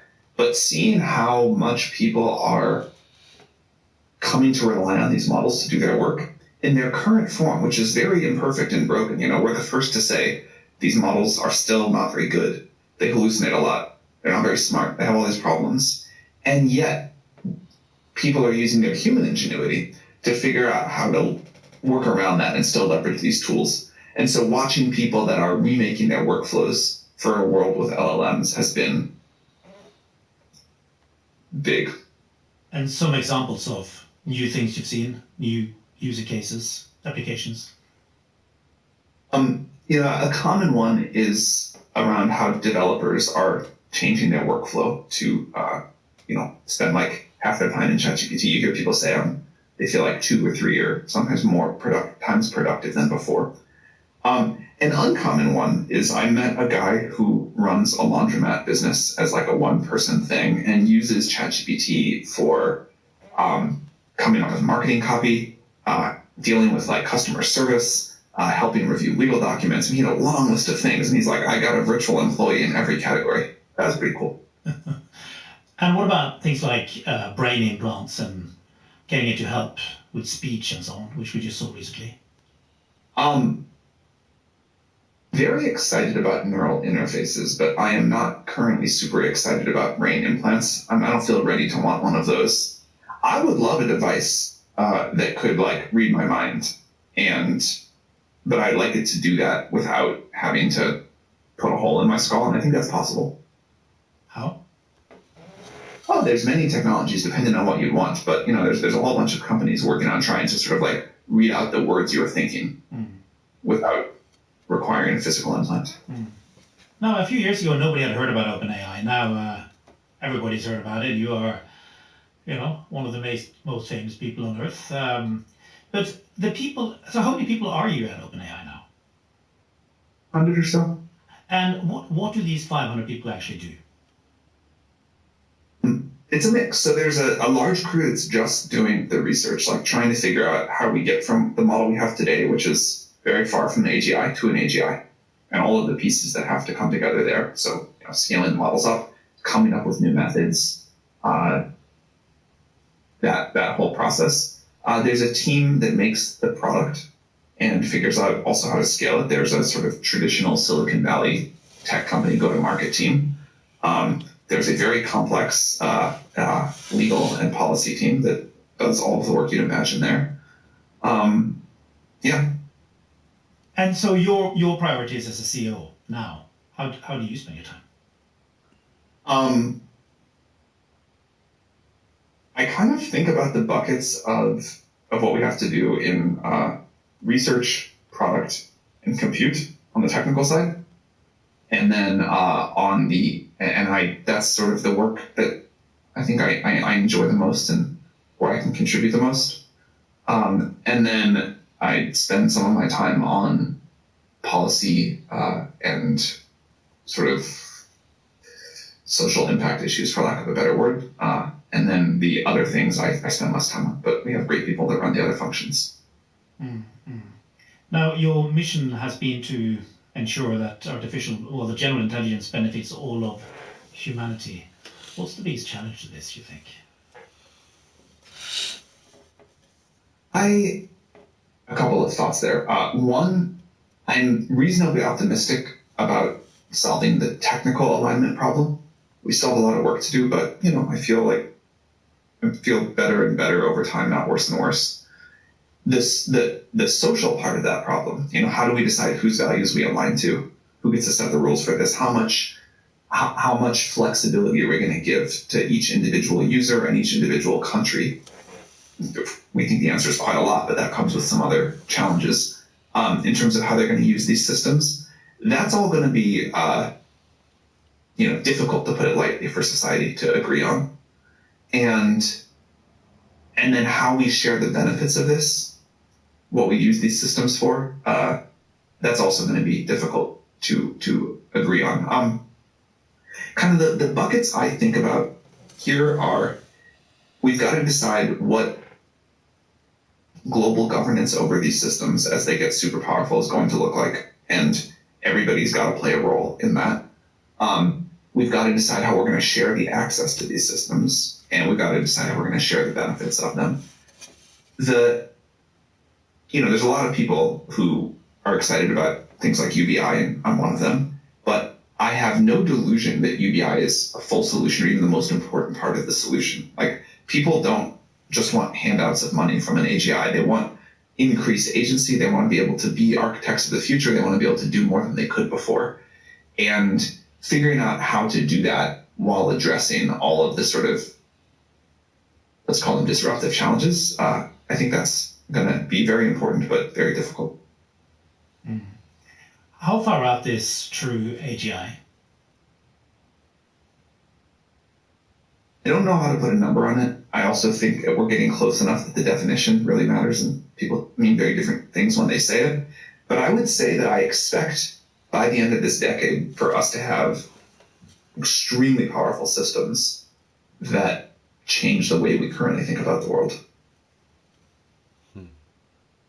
And you say we've got different definitions. What is your definition of intelligence? There's like kind of the OpenAI official definitions, and then there's one that's very important to me personally. When we have a system that can figure out new scientific knowledge that humans on their own could not, I would call that an AGI. That you think we may have by the end of this decade? I've tried to soften that a little bit just by saying we'll have systems that really change the way the world works. The new science may take a little bit longer, or maybe not.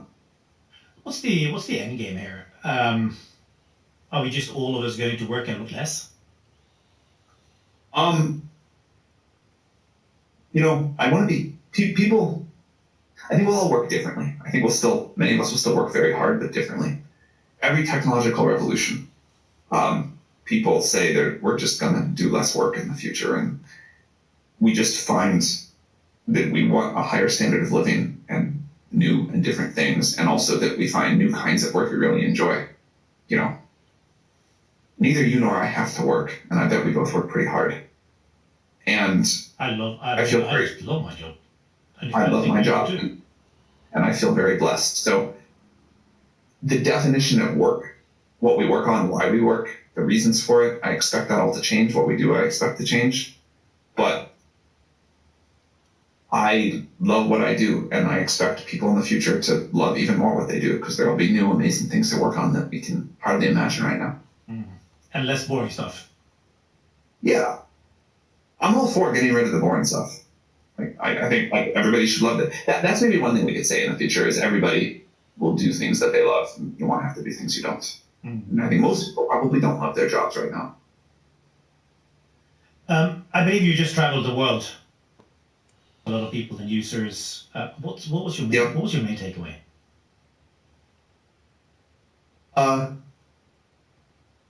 The level of excitement about the future and what this technology is going to do for people around the world in super different cultures and super different contexts was just very, very different than I expected.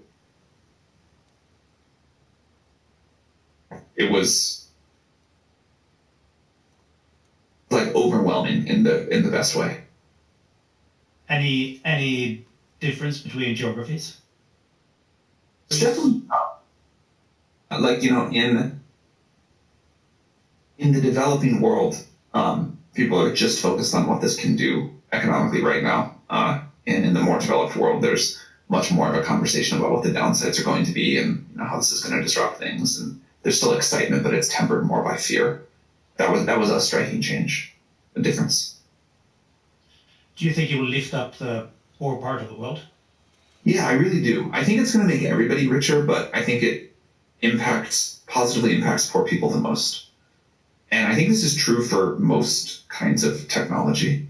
But it should be particularly true for the democratization of intelligence. You or I can afford to pay a super highly compensated expert if we need help, but a lot of people can't. And to the degree that we can make, say, great medical advice available to everyone, you and I benefit from that too, but less than people who just can't afford it at all right now. And what would potentially prevent this from happening? Well, we could be wrong about the trajectory that technology is on. I think we are on a very smooth exponential curve that has much, much further to go. But, we could be missing something. We could be drinking our own Kool-Aid. We could hit a brick wall soon. I don't think we're going to. I think we have some remarkable progress ahead of us in the next few years. But yeah, we could somehow be wrong for a reason we don't understand yet. What is it doing to the global balance of power?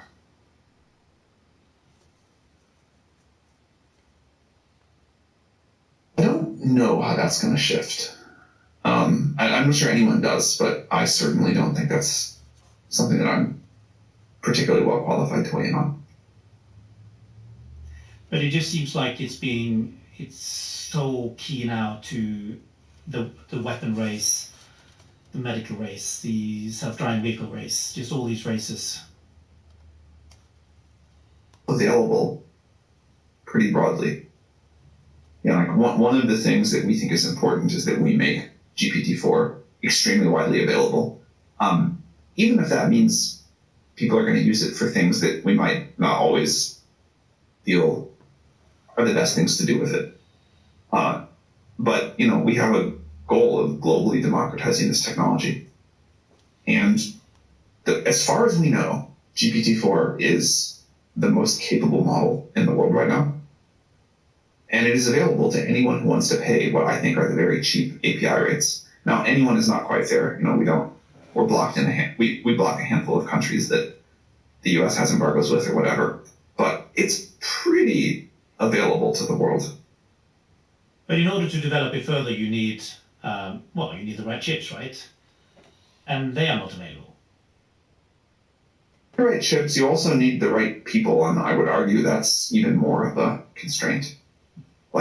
There are people who can go copy GPT-4, right? We did it fine. Once people know how to do it and know that it's possible, a lot of people will replicate it.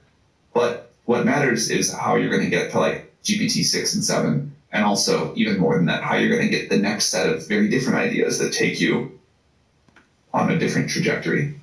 Everyone knows how to climb this one hill, and we're going to go figure out the next hill to climb. And there's not a lot of people in the world that can do that. But we're committed to making that as widely available as we can. Do we know where China is here? We don't. Maybe someone does and won't here. Do you think there's a chance that, like they did with weapons, they just suddenly, bang, they had the supersonic rockets we didn't even know they existed, right? Could that happen? Yeah, it could. We're going to work as hard as we can to make sure that we stay in the lead, but we're a little in the dark. So, Mark Andreessen, for instance, he thinks we should stuff it into everything. And, as part of geopolitical... Yo, Mystic. What do you think? Good morning. Put into everything means just put it everywhere. Yeah. Happening, and I think that's great. Without revealing something I shouldn't, the amount of GPT-4 usage and the number of companies that are integrating it into different ways is staggering. It's awesome. Some examples, if you had to reveal something?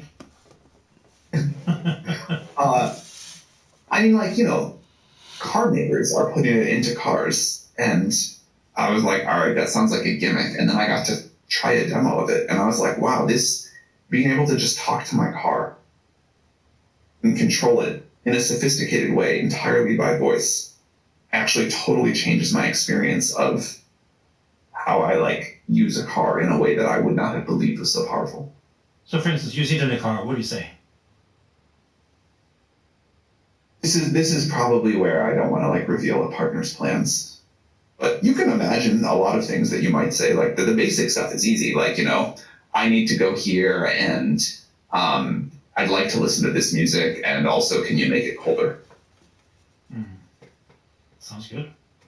Do you depend on newer and even more powerful chips than what we have now? I mean, how much more complex do chips need to be than H100 or the latest things from NVIDIA? Of course, like there's the ways that we can keep making these models better are we can come up with better algorithms or just more efficient implementations, or both. We can have better chips, and we can have more of them. And we plan to do all three things, and they multiply together. And do you think it's the chip makers who will end up with the profits here?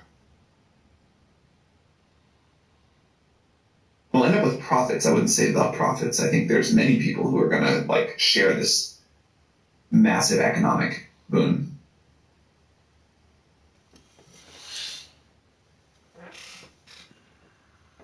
How much does it cost to train these models? I mean, how much have you spent on any models? I don't know exact numbers, but like quite a lot. Yeah. And what's the challenge of spending so much money pre-training and then it lasts for a relatively short period of time? In a way, you have to depreciate the whole investment because you need to invest more in the next generation. I mean, how do you think about this? That's true. I don't think there are going to be as many massive pre-trained models in the world as people think. I think there will be a handful, and then a lot of people are going to fine tune on top of that or whatever. So how do you read the competitive?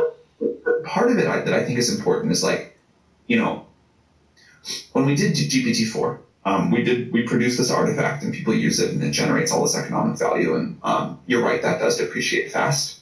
But in the process of that, we learned so much about how to go. We pushed the frontier of research so far forward, and we learned so much that'll be critical to us being able to go do GPT-5 someday or whatever, that it's like you're not just depreciating the CapEx one time for the model. You have generated a huge amount of new IP to help you keep making better models. So the way you read the competitive landscape now, what does it look like?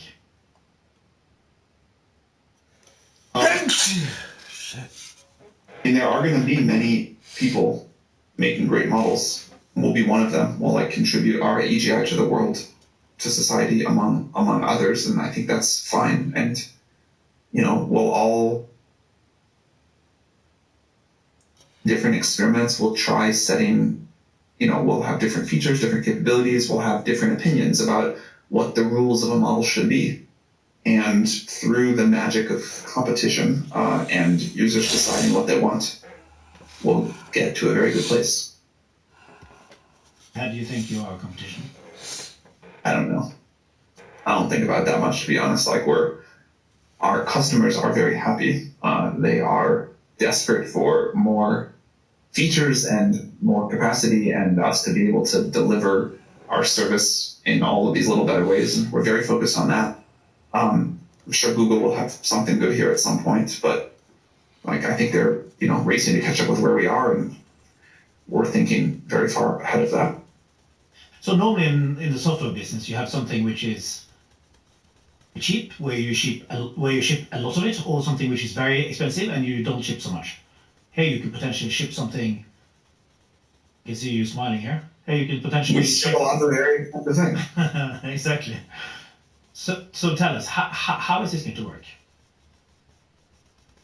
Oh, I'll tell you, one of the most fun things about this job is we are past the point as a company. I am past the point as like a CEO running this company where there's like a roadmap to follow. We're just doing a bunch of things that are like outside of the standard Silicon Valley wisdom. And so we get to just say, well, we're going to figure it out and we're going to try things. And if we got it wrong, like, who cares? There was no, like, it's not like we, like, screwed up something that was already figured out. I mean, back to our very founding, like, most big tech companies they start as a product company and eventually they bolt on a research lab that doesn't work very well. And we started as a research lab and then bolted on a product company that didn't work very well. And now we're making that better and better. Product company, you mean Microsoft? No, I mean like having to figure out how to ship the API in ChatGPT. Yeah. We really did just start as a research lab, and then one day we're like, we're gonna make a product, and then we're gonna make another product, and now that product is like the fastest growing product in history or whatever. And we weren't set up for that. Research of ChatGPT decelerating.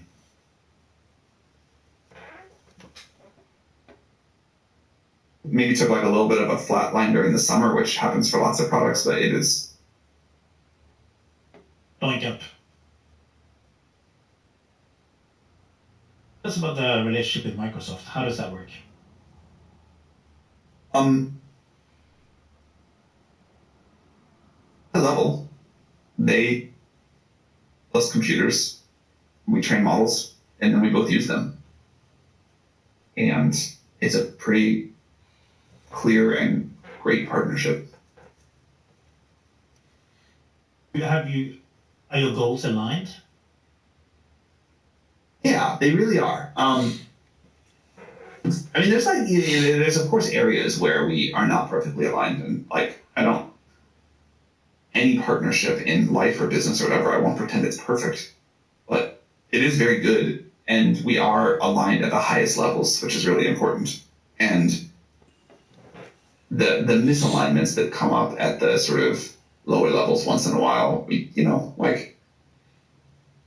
no contract in the world is what makes a partnership good. Like, what makes a partnership good is that when those things happen, Satya and Kevin and I talk and we figure it out. And, there's like a good spirit of compromise over a long time. Mm-hmm. Now, they've been one of the initiators, and I mean, together with you, in terms of self-regulating this space. What can this type of thing be self-regulated?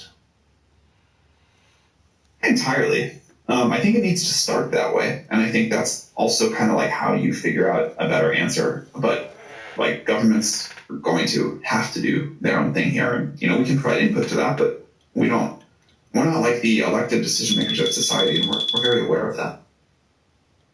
And what can governments do? They want. And I think people forget this. Like, governments have quite a lot of power. They just have to decide to use it.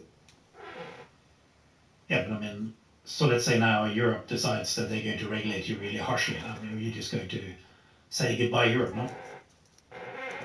I don't think that's what's going to happen. Like, I think we have a very productive conversation.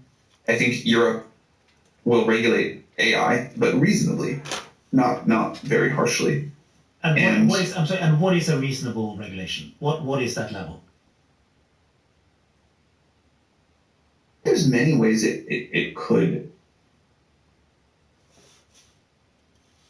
Many ways that it could go that would all be reasonable. But, like, one specific example, and I'm surprised this is controversial at all, but a regulatory thing that's coming up a lot in Europe and elsewhere is that if you are using an AI, you've got to disclose it. So if you're talking to like a bot and not a person, you need to know that. That seems like a super reasonable and important thing to do to me for a bunch of reasons, given what's starting to happen.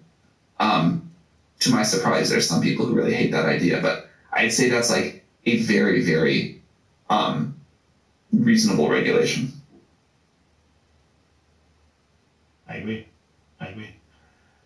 Do you think we'll get global regulation? Is there any shape or form that can happen? I think we're going to get it for only the most powerful systems. So, I think like individual countries or blocks of countries are not going to give up their right to self-determine for like, what can a model say and not say, and how do we think about the free speech rules and whatever. But for technology that is capable of causing grievous harm to the entire world, like we have done before with nuclear weapons or a small number of other examples, yeah, I think we are going to come together and get good global regulation. But given how embedded it now is in everything, as we spoke about, weapons, your car, you're sitting in your car and it's like super cool and it's cold and hot and music and this and that, and and you were a Chinese car company and you want to outcompete the Americans. Why do you want to have a regulation on this? Well, GPT-4 I don't think needs global regulation, nor should it have it. I'm talking about like what happens when you get to GPT-10 and it is, say, smarter than all of humans put together.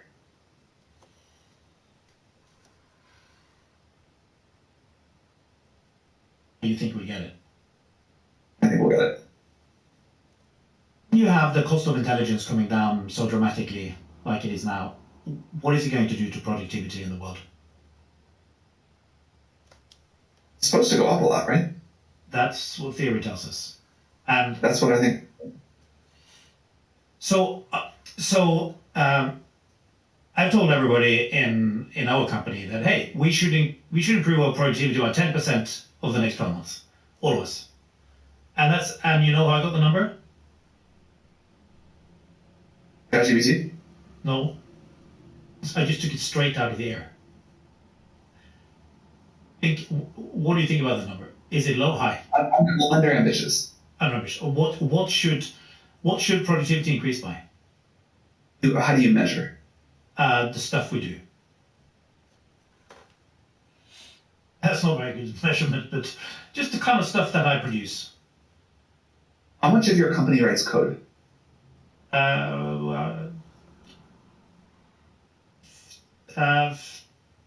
15. Well, people in technology, probably 15-20% of us. More actually, but okay. Let's say that's 20% writing code. I think an overall goal of 20% productivity increase in a 12-month period is appropriately ambitious given the tool and given the tools that we will launch over the next 12 months. Okay, sounds like I should up the game here a bit. I think so. Yeah, I'll just tell everybody you told me to, so that's fine. It's better to set a goal that is slightly too ambitious than significantly under ambitious, in my opinion. Yeah. Now, is there an inherent limitation to what AI can achieve? I mean, is there a point of no further progress? Couldn't come up with any reasonable explanation of why that should be the case.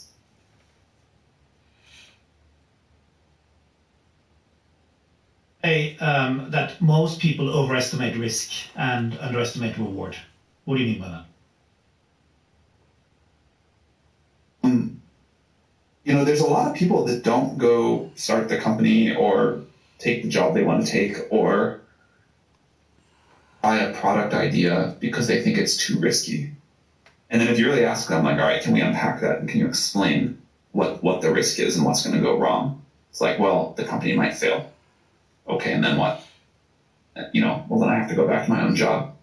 All right, that seems reasonable. They're like, well, but I'll be a little embarrassed. And I'm like, oh, is that, what's the cost? I think people view that as a super risky thing, and they view staying in a job where they're not really progressing or learning more or doing new things for 20 years as not risky at all. And to me, that seems catastrophically risky, to miss out on 20 years of your very limited life and energy to try to do the thing you actually want to do. That seems really risky.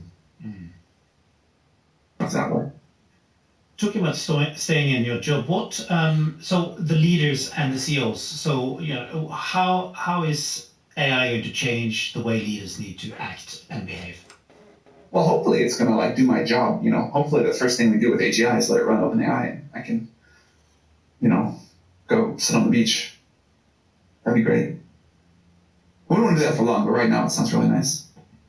How do you develop the people in your company? How do you develop your leaders? I think developing leaders tend to fail at the same set of things most of the time. They don't spend enough of their time hiring talent and developing their own teams. They don't spend enough of their time articulating and communicating the vision of their team. They don't spend enough of their time thinking strategically because they get bogged down in details.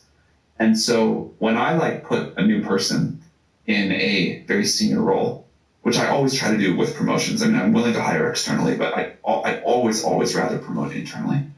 I have them over for dinner or go for a walk or sit down or something and say, here are the ways you're going to screw up.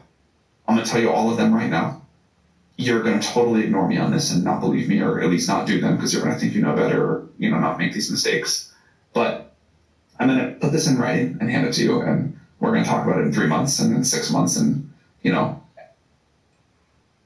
eventually, I think you'll come around. And they always ignore me and always come around. And I think just letting people recognize that for themselves, but telling them up front so that it's at least in their mind is very important. What's the most common way leaders screw up? Failing to promote, and then failing to build a good communication process. As a consequence of those, not having enough time to strategy because they're too bogged down in the day-to-day, and they can't get out of that downward spiral. What is your delegation process look like? 2 things. Number 1, high-quality people. Number 2, setting the training wheels at the right height and increasing them over time as people learn more and I build up more trust. That's the way to manage geniuses. Researchers, that's a different thing. I was talking about how to executives that run the thing. Okay. What about researchers? What about the geniuses? The prima donnas.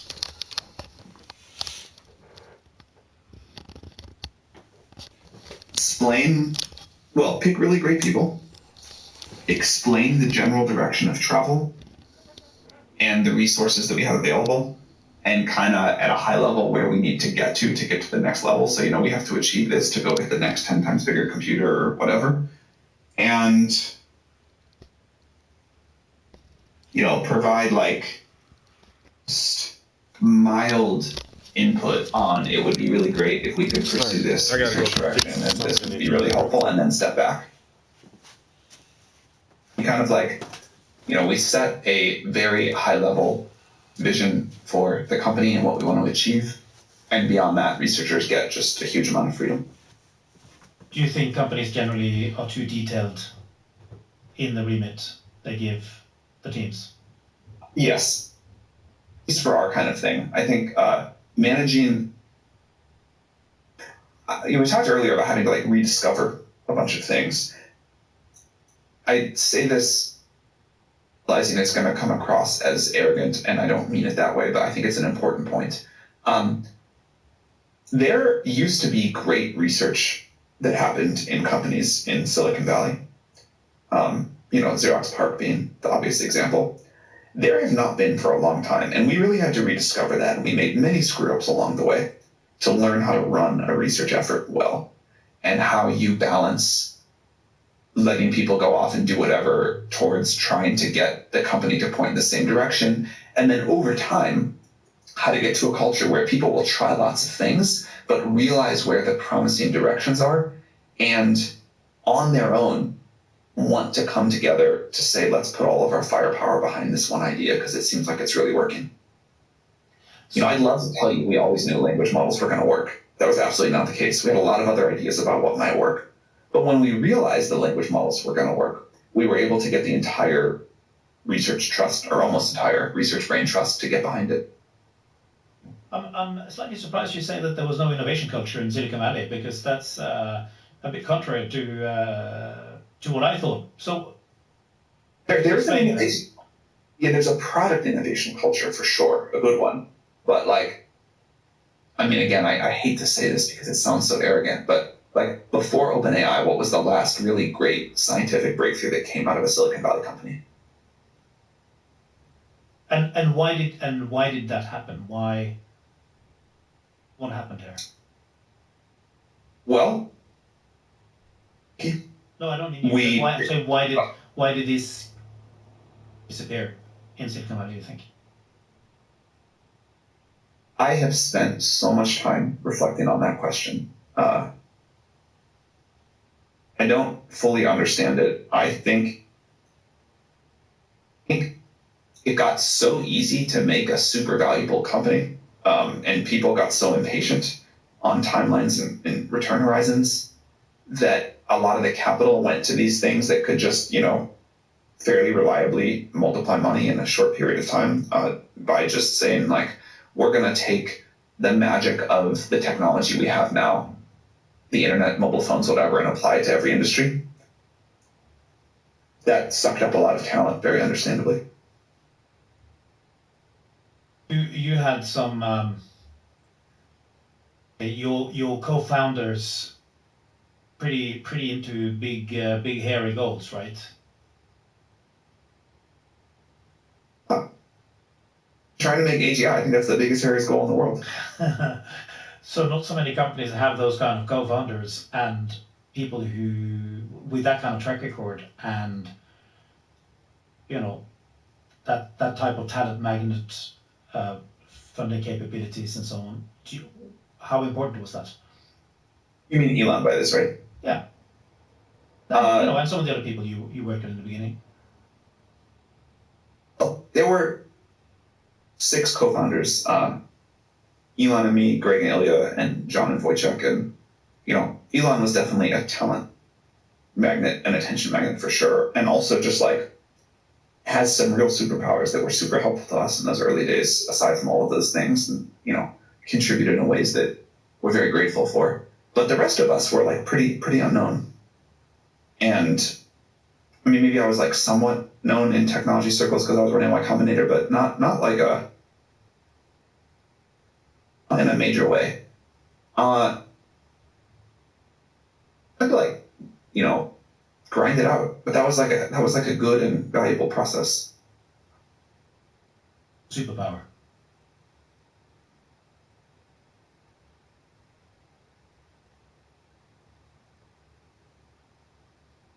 I think I'm good at thinking very long term and not being sort of constrained in common wisdom.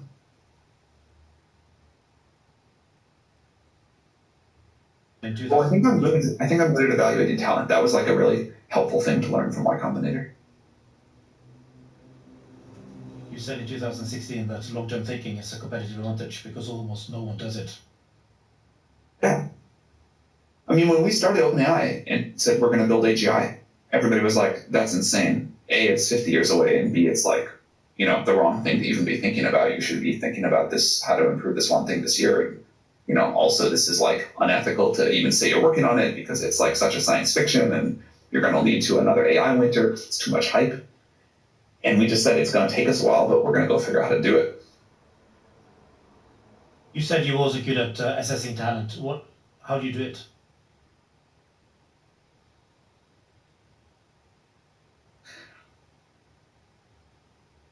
No, I don't. I can't. I have a lot of practice, so I've got but I don't have words for it.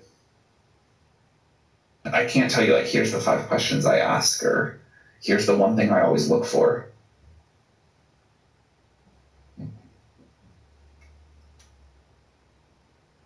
Assessing if someone is smart and if they have a track record of getting things done and if they have novel ideas that they're passionate about. I think you can learn how to do that through thousands of conversations, even if it's hard to explain.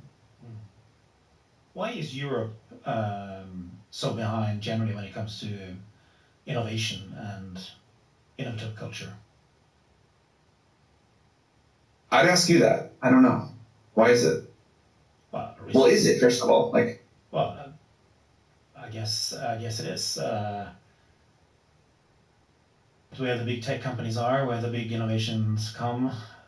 It's certainly behind. It's certainly very behind in hyperscale software companies. Yeah. There's no question there. It's big fear of failure. It's a cultural thing. There are a lot of things going into that cocktail, I think. The fear of failure thing, and the kind of the cultural environment or backdrop there is huge, no doubt. we funded a lot of European people at YC, and a thing they would always say is like, they cannot get used to the fact that in Silicon Valley, failure is tolerated. Yeah. I failed at stuff big time, and I'm sure I'll fail at stuff in the future. What's the biggest failure so far? Well, I mean, monetarily wise, I've made a lot of big investments that have gone to total, like just, zero, like crater in the ground. But in terms of like time and psychological impact on me, I did a startup from when I was like 19 to 26, worked unbelievably hard, consumed my life, and failed at that. And that was like quite painful and quite demoralizing. And it's like, you learn to get back up after stuff like that, but it's hard. How do you get back up? One of the key insights for me, I think that although I thought this was like terribly embarrassing and shameful, no one but me spent much time thinking about it.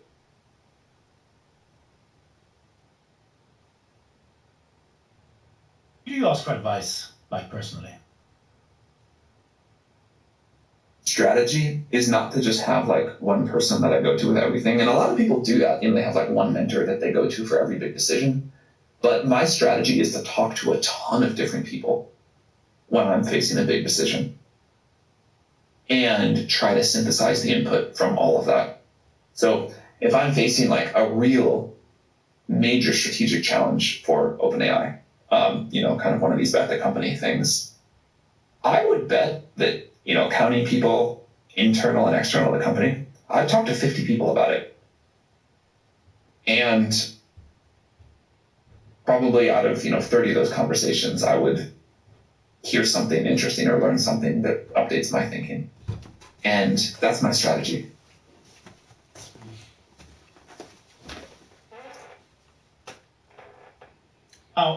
Outside AI, what are you the most excited about? Fusion. I think we're going to get Fusion to work very soon. And I think my model, if you boil everything down to get to abundance in the world, the two biggest, most important things are bringing the cost of intelligence way down and bringing the cost and amount of energy way down. And I think AI is the best way to do the former, and Fusion is the best way to do the latter. And in a world where we look at energy that's like less than a penny per kilowatt hour, and more importantly, we can have as much as we want and it's totally clean, that's a big deal. Do you think it's going to solve the climate problem? Yes. We'll have to use it to do other things. Like we'll have to, use some of it to capture carbon because we've already done so much damage. But yes, I do. What about crypto? I'm excited vision of crypto, and it has so far failed to deliver on that promise. Plans. It's not something I'm spending that much time. Like OpenAI has taken over my whole life, so I can have a lot of plans about OpenAI. And there's other projects that I've invested in or helped start that I feel bad because I don't have much time to offer them anymore. But they're all run by super capable people, and I assume they'll figure it out. What do you read? The thing that has unfortunately gone just by side for me recently has been free time and thus reading. So I don't get to read much these days. I used to be a voracious reader, and there was like one year where I read, not fully, but like more than a skim. I read 50 textbooks, and that was like an unbelievable experience. But I don't, like this last year, I have not read many books. Young people should read.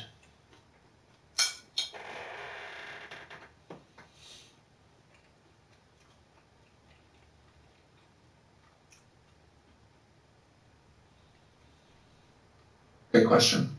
Picking one is really hard.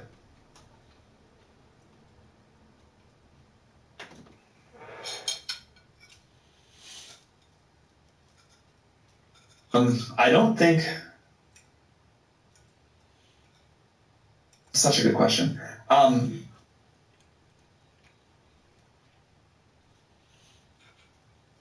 think it's the same for every young person. And I like coming up with a generic singular recommendation here.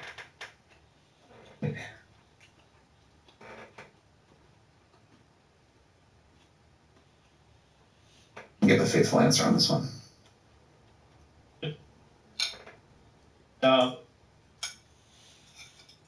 Fast forwarding. Oh, you know what? Can I? Actually, I do have. This is not the one for every young person, but I wish a lot more people would read The Beginning of Infinity in their career or their lives. The Beginning of Infinity. Beginning of Infinity. Why? I think. That doesn't matter. We'll find it. I think it's the most inspiring.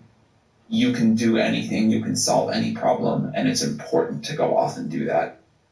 It's a very, I felt it was like a very expansive book of the way I thought about the world.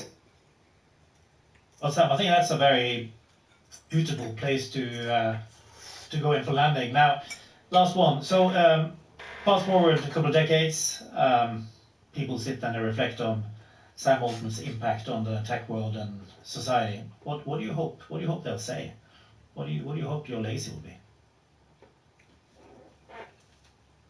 No, I'll think about that when I'm at the end of my career. Right now, my days are spent trying to figure out why this executive is mad at this one and why this product is delayed and why our network on our big new training computer is not working and who screwed that up and how to fix it. And it's very caught up in the annoying tactical problems. There is no room to think about legacy. We're just trying to go off and build this thing. Fantastic. Well, good luck with it. It's been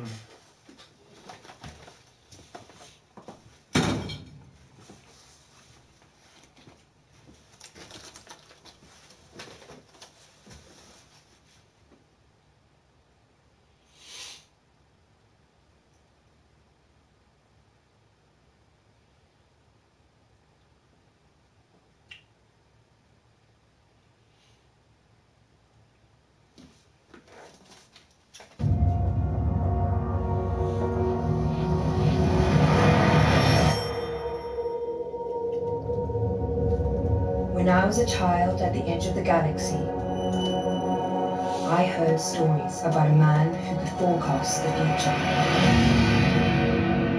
But the story remained dark to me until many years later, until it became my story.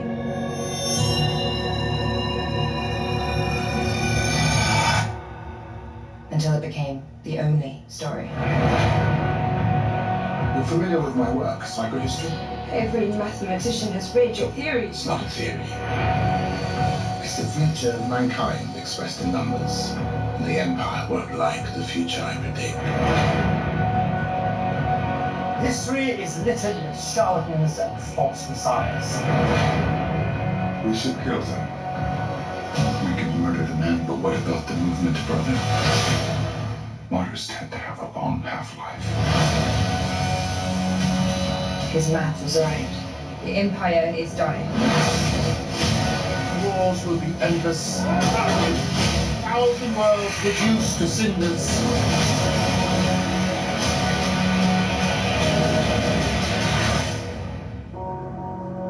Change is frightening, especially to those in power. But we can soften the fall. So what's the plan? Many years from now, if humanity is declined from the ashes, the coming generations will need the knowledge to build upon, a foundation. We must preserve only the most essential pieces of civilization. Deciding what is remembered, what is forgotten. We are now staring down a barrel of a crisis. This is the plan.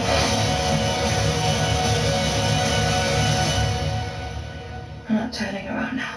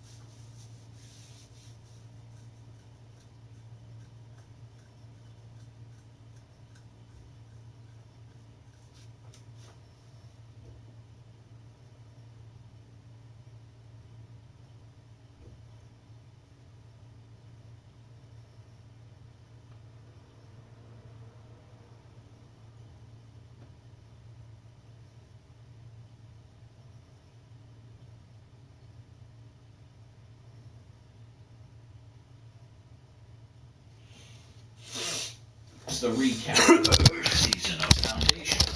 In the distant future, mankind spread across our galaxy and formed an empire ruled by an emperor named Cleon. At one time he realized that he did not want to hand over power to anyone else, so he began to create his own clones. Now 3 of his copies sit on the throne. Brother Dusk, the oldest, who is an advisor, Brother Day, the current emperor himself, and Brother Dawn, the new clone, who is raised to become the new ruler. In time Dusk will die, Day will take his place, and Dawn will take his. After that they will create the next clone. This continues for many generations, and the Empire thrives. However, a scientist named Hari Seldon has doubts about the future of humanity. The old man studies psychohistory, which allows him to predict the future based on mathematical calculations. Seldon realizes that the Empire will inevitably collapse. After that, the Dark Times will begin, lasting 1,000 years. Meanwhile, a young girl named Gall Dornick lives on a planet where scientists are persecuted, but she secretly studies mathematics. One day Gary Seldon notices her outstanding abilities and invites her to work for him. The girl arrives in the capital of the Empire planet Trantor, where the old man shows her his calculations, which speak of the collapse of mankind. Seldon tells her that they will soon be arrested, as the authorities do not want people to doubt the inviolability of the Empire. Soon they do indeed get arrested, and the trio of emperors are interrogated by Seldon. He informs them that he has calculated, with the help of psychohistory, the only way to shorten the time of chaos to several hundred years. This requires the creation of a vast library of human knowledge, and he has already gathered a large number of scientists from all fields of science around him. The Emperor realizes that the old man has too much influence and power, so he cannot be executed or the people will revolt. Just then, a terrorist attack occurs in the capital, killing millions of people on the planet. The Emperor believes that the distant star systems of Anacreon and Thespis, which have recently begun to rebel against the Empire, have something to do with it. Brother Day decides not to execute Seldon and his followers, but sends them into exile to a distant star system on the planet Terminus, where he allows them to work on a library of human knowledge called the Foundation. Also, Brother Day decides to execute the ambassadors Anacreon and Thespis, after which he orders the bombardment of their home planets from space. 19 years pass after the attack on Trantor, and the Emperor's clones once again change their names in the cycle. At the same time, the oldest one is traditionally disintegrated. Some more time passes, and the infant Brother Dawn becomes a teenager. Soon the most influential religious cult in the Empire chooses a new leader, and she begins to interpret the teachings not in favor of Cleon. Roughly speaking, their creed believes that clones have no soul, so the Emperor must be removed. Brother Day realizes that something must be done and goes to the sacred planet of this cult, taking Etio Demerzel with him. This woman is a very advanced robot, almost the only one left of humanity. Only the emperors know about her, and she is sworn to serve their dynasty. However, Demerzel has full artificial intelligence, worships that very cult, and her true goals are unknown to us. Brother Day arrives on a desolate planet, where he tries to convince the top cult leaders of the legitimacy of his power, but he does not succeed, so he ventures on a sacred pilgrimage. Roughly speaking, by walking down a rocky spiral without food or water under the scorching sun, the surviving worshippers can enter sacred waters where the goddess will give them a vision, and the priest can interpret them according to the teachings. If Kellen passes the test, it means he has a soul. Eventually, the Brother Day reaches the sacred waters, but receives no revelation. Therefore, he simply lies about what he actually saw. The sacred cult then admits that he has a soul. Cleon orders his robot to kill the rebellious cult leader. Demerzel carries out the order and informs the Emperor that he knows of his lie. Meanwhile, on Trantor, Brother Dawn falls in love with a servant girl, Soon he tells her that he possesses a certain mutation that distinguishes him from the other clones. If anyone finds out about this, he will be killed and discreetly replaced with another clone, which is grown in parallel with him just in case. Eventually, Brother Dusk guesses that the younger one has the mutation, and Dawn escapes from the palace. He arrives at his lover's house, but it turns out that it was all an incredibly long plan by the anti-imperial group. Years ago, they deliberately damaged the DNA of the original Cleon so that the new generation of clones would receive the mutation. They did this in the hope that some clone would escape from the palace. Then they will replace him with their own man, who looks exactly like the young emperor. And when his time comes, he will become the rightful ruler. Their plan almost succeeds, but suddenly soldiers appear and kill all the conspirators.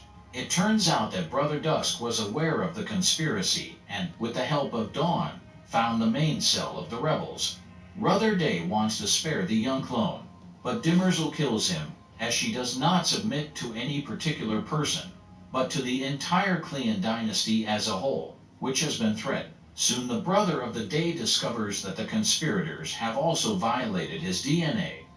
This means that Brother Dusk is the last true representative of the dynasty. Day fears that he too will be killed, so he says nothing to anyone. Let's go back in time. Selden and his crew go into exile on the planet Terminus and fly there for 20 years. On the way, Gaul falls in love with Rache, Selden's adopted son, and they begin an affair. We learn that Selden is actually planning something other than simply creating a library of knowledge. He tells his son about it, and he kills him. I'll tell you why later. Rache then puts Gaul in an escape pod and catapults her into outer space. Years later, the girl wakes up on an empty spaceship and sees a hologram of Selden, some kind of artificial intelligence, who tells her the whole truth. It turns out the old man didn't originally plan to create a library. His goal was to establish a new empire. According to calculations, the old one will collapse in the near future, and they will have no time to deal with peripheral star systems, such as Terminus. It is there, according to the calculations of psychohistory, that humanity's best minds will create something new. That is the purpose of the founding. However, the old man hints that a second foundation is being built in another part of the galaxy, which will back up the first in case of emergency. Selden himself ordered his son to kill himself so that he would become a legend in the minds of scientists, thus creating something of a cult of science on the foundations. However, Rache disrupted the plan and sent Gaul here in his place, and he was executed for treason. The girl was supposed to lead the first foundation, and his son the second. Gaul soon realizes that she is the problematic variable. She can somehow foresee the future and intuitively joins Selden. Gaul gets into an escape pod and flies to her home planet, but the journey there will take a full 138 years. Let's go back in time again. Selden's followers arrive on Terminus, establish a colony, unaware of the true purpose of the founding. They begin to work on the library. 35 years later, they discover a certain object not far from the settlement, which they call Vault. If a person approaches it, they are sure to lose consciousness. Only person who manages to approach it is Salvor Hardin. She is the guardian of the local town and dates the merchant Hugo, a native of the neighboring star system Thespis. Soon the founding is attacked by ships from the kingdom of Anacreon. As a reminder, Anacreon and Thespis are accused of terrorizing the Empire, and their worlds are almost completely destroyed. The Anacreonians blow up a satellite that served to communicate between Terminus and the rest of the Empire. They then attack the settlement. It turns out they found the long-lost Imperial battleship Invictus, and want to use it to take revenge on the Empire, but they don't have the technology or the people to pilot it. That's why they need people from the Foundation. Soon they infiltrate the Invictus, and the heroes realize why it has been missing for a long time. The ship's navigation has been disrupted, and it now jumps at random intervals. Apparently the ship's crew has been teleported to an unknown part of the galaxy or beyond, where they have starved to death. Eventually, the heroes fix the navigation, which prevents another hyperjump. Meanwhile, Hugo, being from the kingdom of Thespis, summons his men.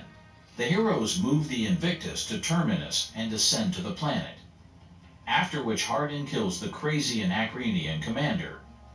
Remember that object called the Vault that you couldn't get close to? It activates and a hologram of Seldon emerges from it. Old Man says that from the beginning he planned to unite the Thespians of Anacreon and the Foundation, and that the Emperor will send them to Terminus. This planet has enormous deposits of valuable resources, and they will be able to stealthily develop technology and build a fleet. To prevent the Empire from noticing their development ahead of time, he suggests using Invictus to simulate the explosion of the nearest star. That way it will be unprofitable and dangerous for the Empire to approach that part of the galaxy. Seldon then disappears, promising to reappear when the Foundation faces another crisis, which he also predicted. Thespis and Anacreon team up with the Foundation and begin to build a new city, while Invictus is commanded by Hugo.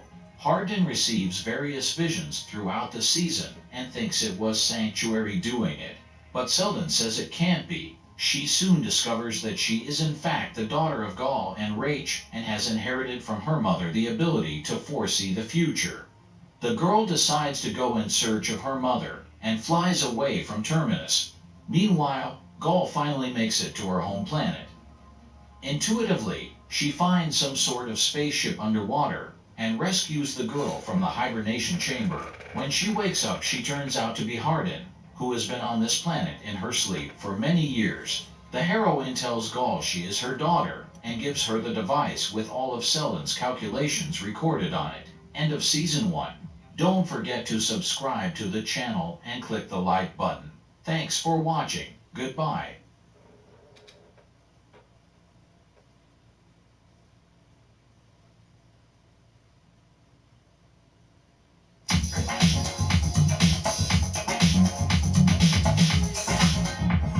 A couple years ago, I made a video about Isaac Asimov's Foundation series, where I said I'd love to see an adaptation of the material, but that I didn't really think it was going to happen. Now that was kind of a bold thing to say, seeing as Apple had already greenlit a TV show, but I thought that either it was going to get cancelled or that the final product would be so different from the spirit and ideas of the book that calling it an adaptation would be a bit of a stretch. He said an entire galaxy can pivot around the actions of an individual. So then you are one of those individuals, right? And so while I definitely underestimated the entire industry's aching desire to make the next Game of Thrones, and Apple's willingness to pump millions of dollars into a show they immediately hid from the homepage on their website on launch days, the show they made is, well, it's a little more J.J. Abrams than it is Gene Roddenberry. But saying this thing is different from its source material is not necessarily the same as saying this thing is bad. For that, we're gonna have to do a little bit of work.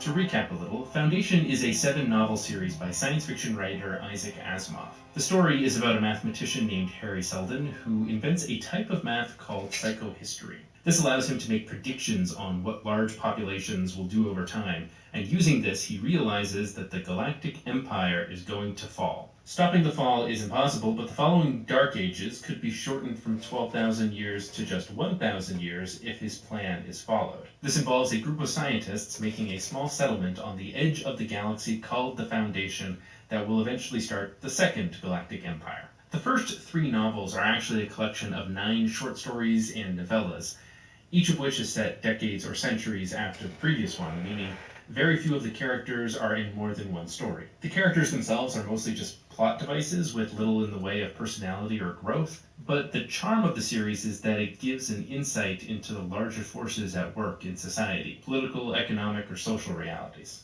In each story, the Foundation is at risk of being conquered or destroyed, the main characters struggle to save it, but in the end, their individual efforts matter a whole lot less than those broader trends at play. Seldon doesn't pin the success of Foundation on any one person heroically battling to the death to save it.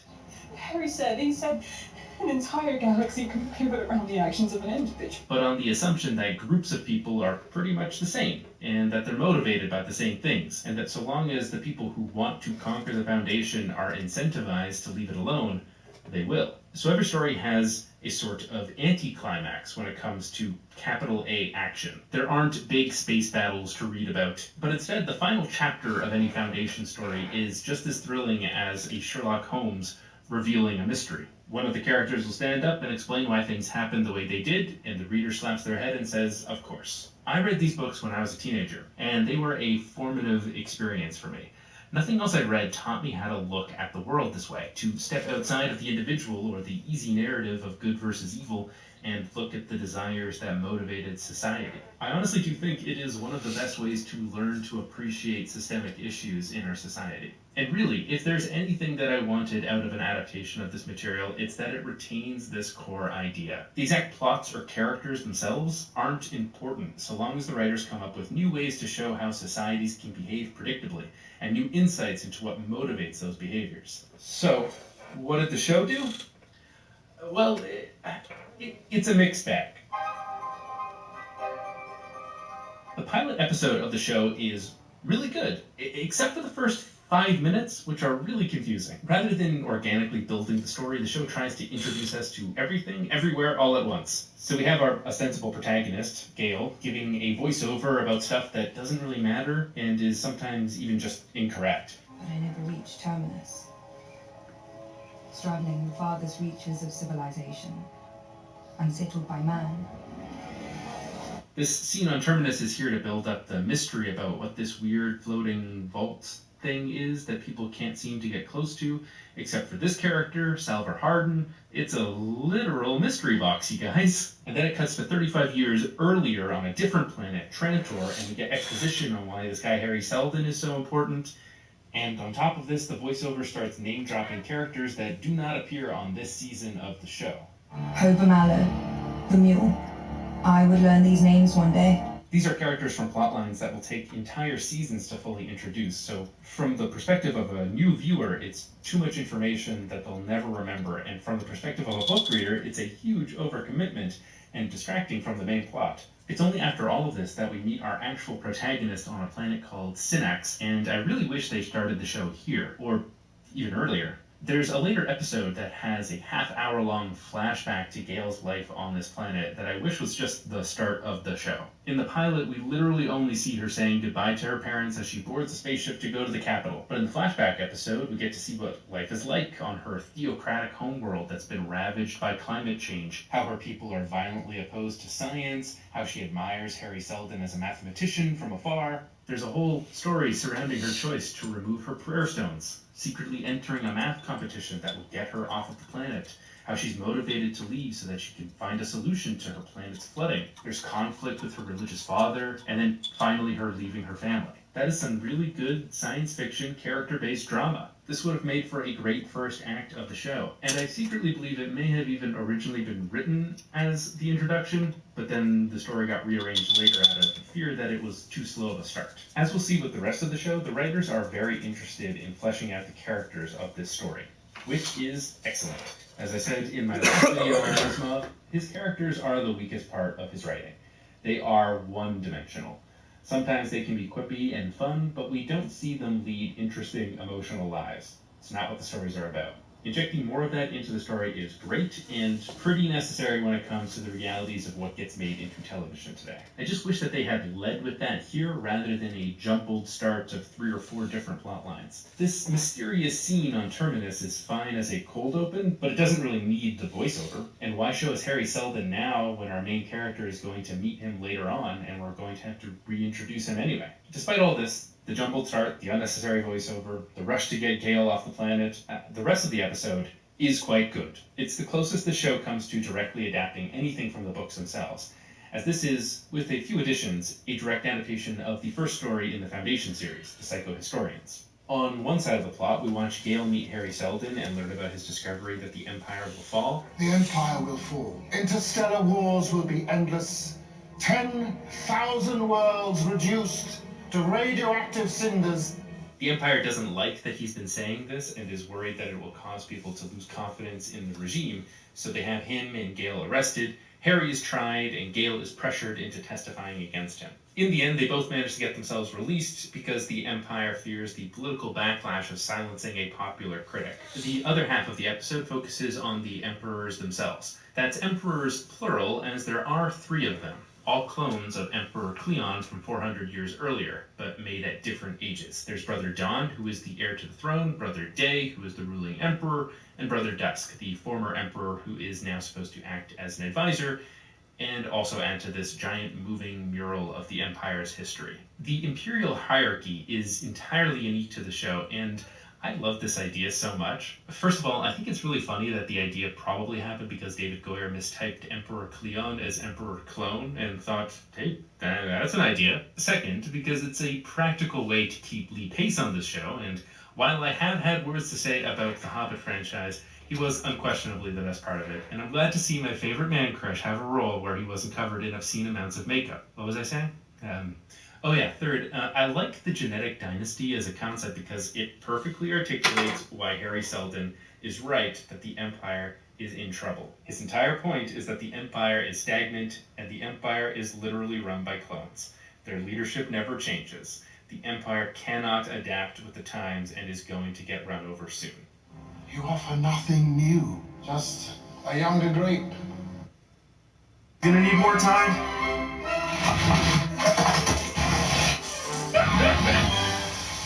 Everyone. Now there's 85% more tide in every power pod.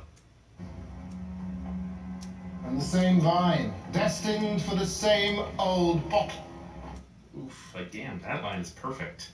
During their half of the pilot, Brother Day is overseeing a dispute between 2 border regions, Anacreon and Thespis, who have long hated each other. Later, there's a huge terrorist attack on the Star Bridge, this giant elevator that takes people up into space. The attack is immediately blamed on these 2 factions. The attack is what convinces the Emperor to let Harry start the Foundation at the farthest fringe of the Empire. After episode 1, I felt pretty good about the direction of the show. The main plot has been set up, the explanation for psychrohistory is consistent with what the concept is in the books. It feels like an Asimov story, and it looks phenomenal. Seriously, I'm talking mostly about the writing decisions in this video, because, you know, that's my name, but the visual effects are outstanding. The composition, direction, cinematography, it's all top-notch, and it's stunning to get that kind of attention to an Asimov story, an author whose adaptations have typically suffered from being underfunded. So, despite a few issues that are easy to dismiss, this episode was a promising start for the series. Unfortunately, episode 2 feels like we built up all this speed and then drove it directly into a wall.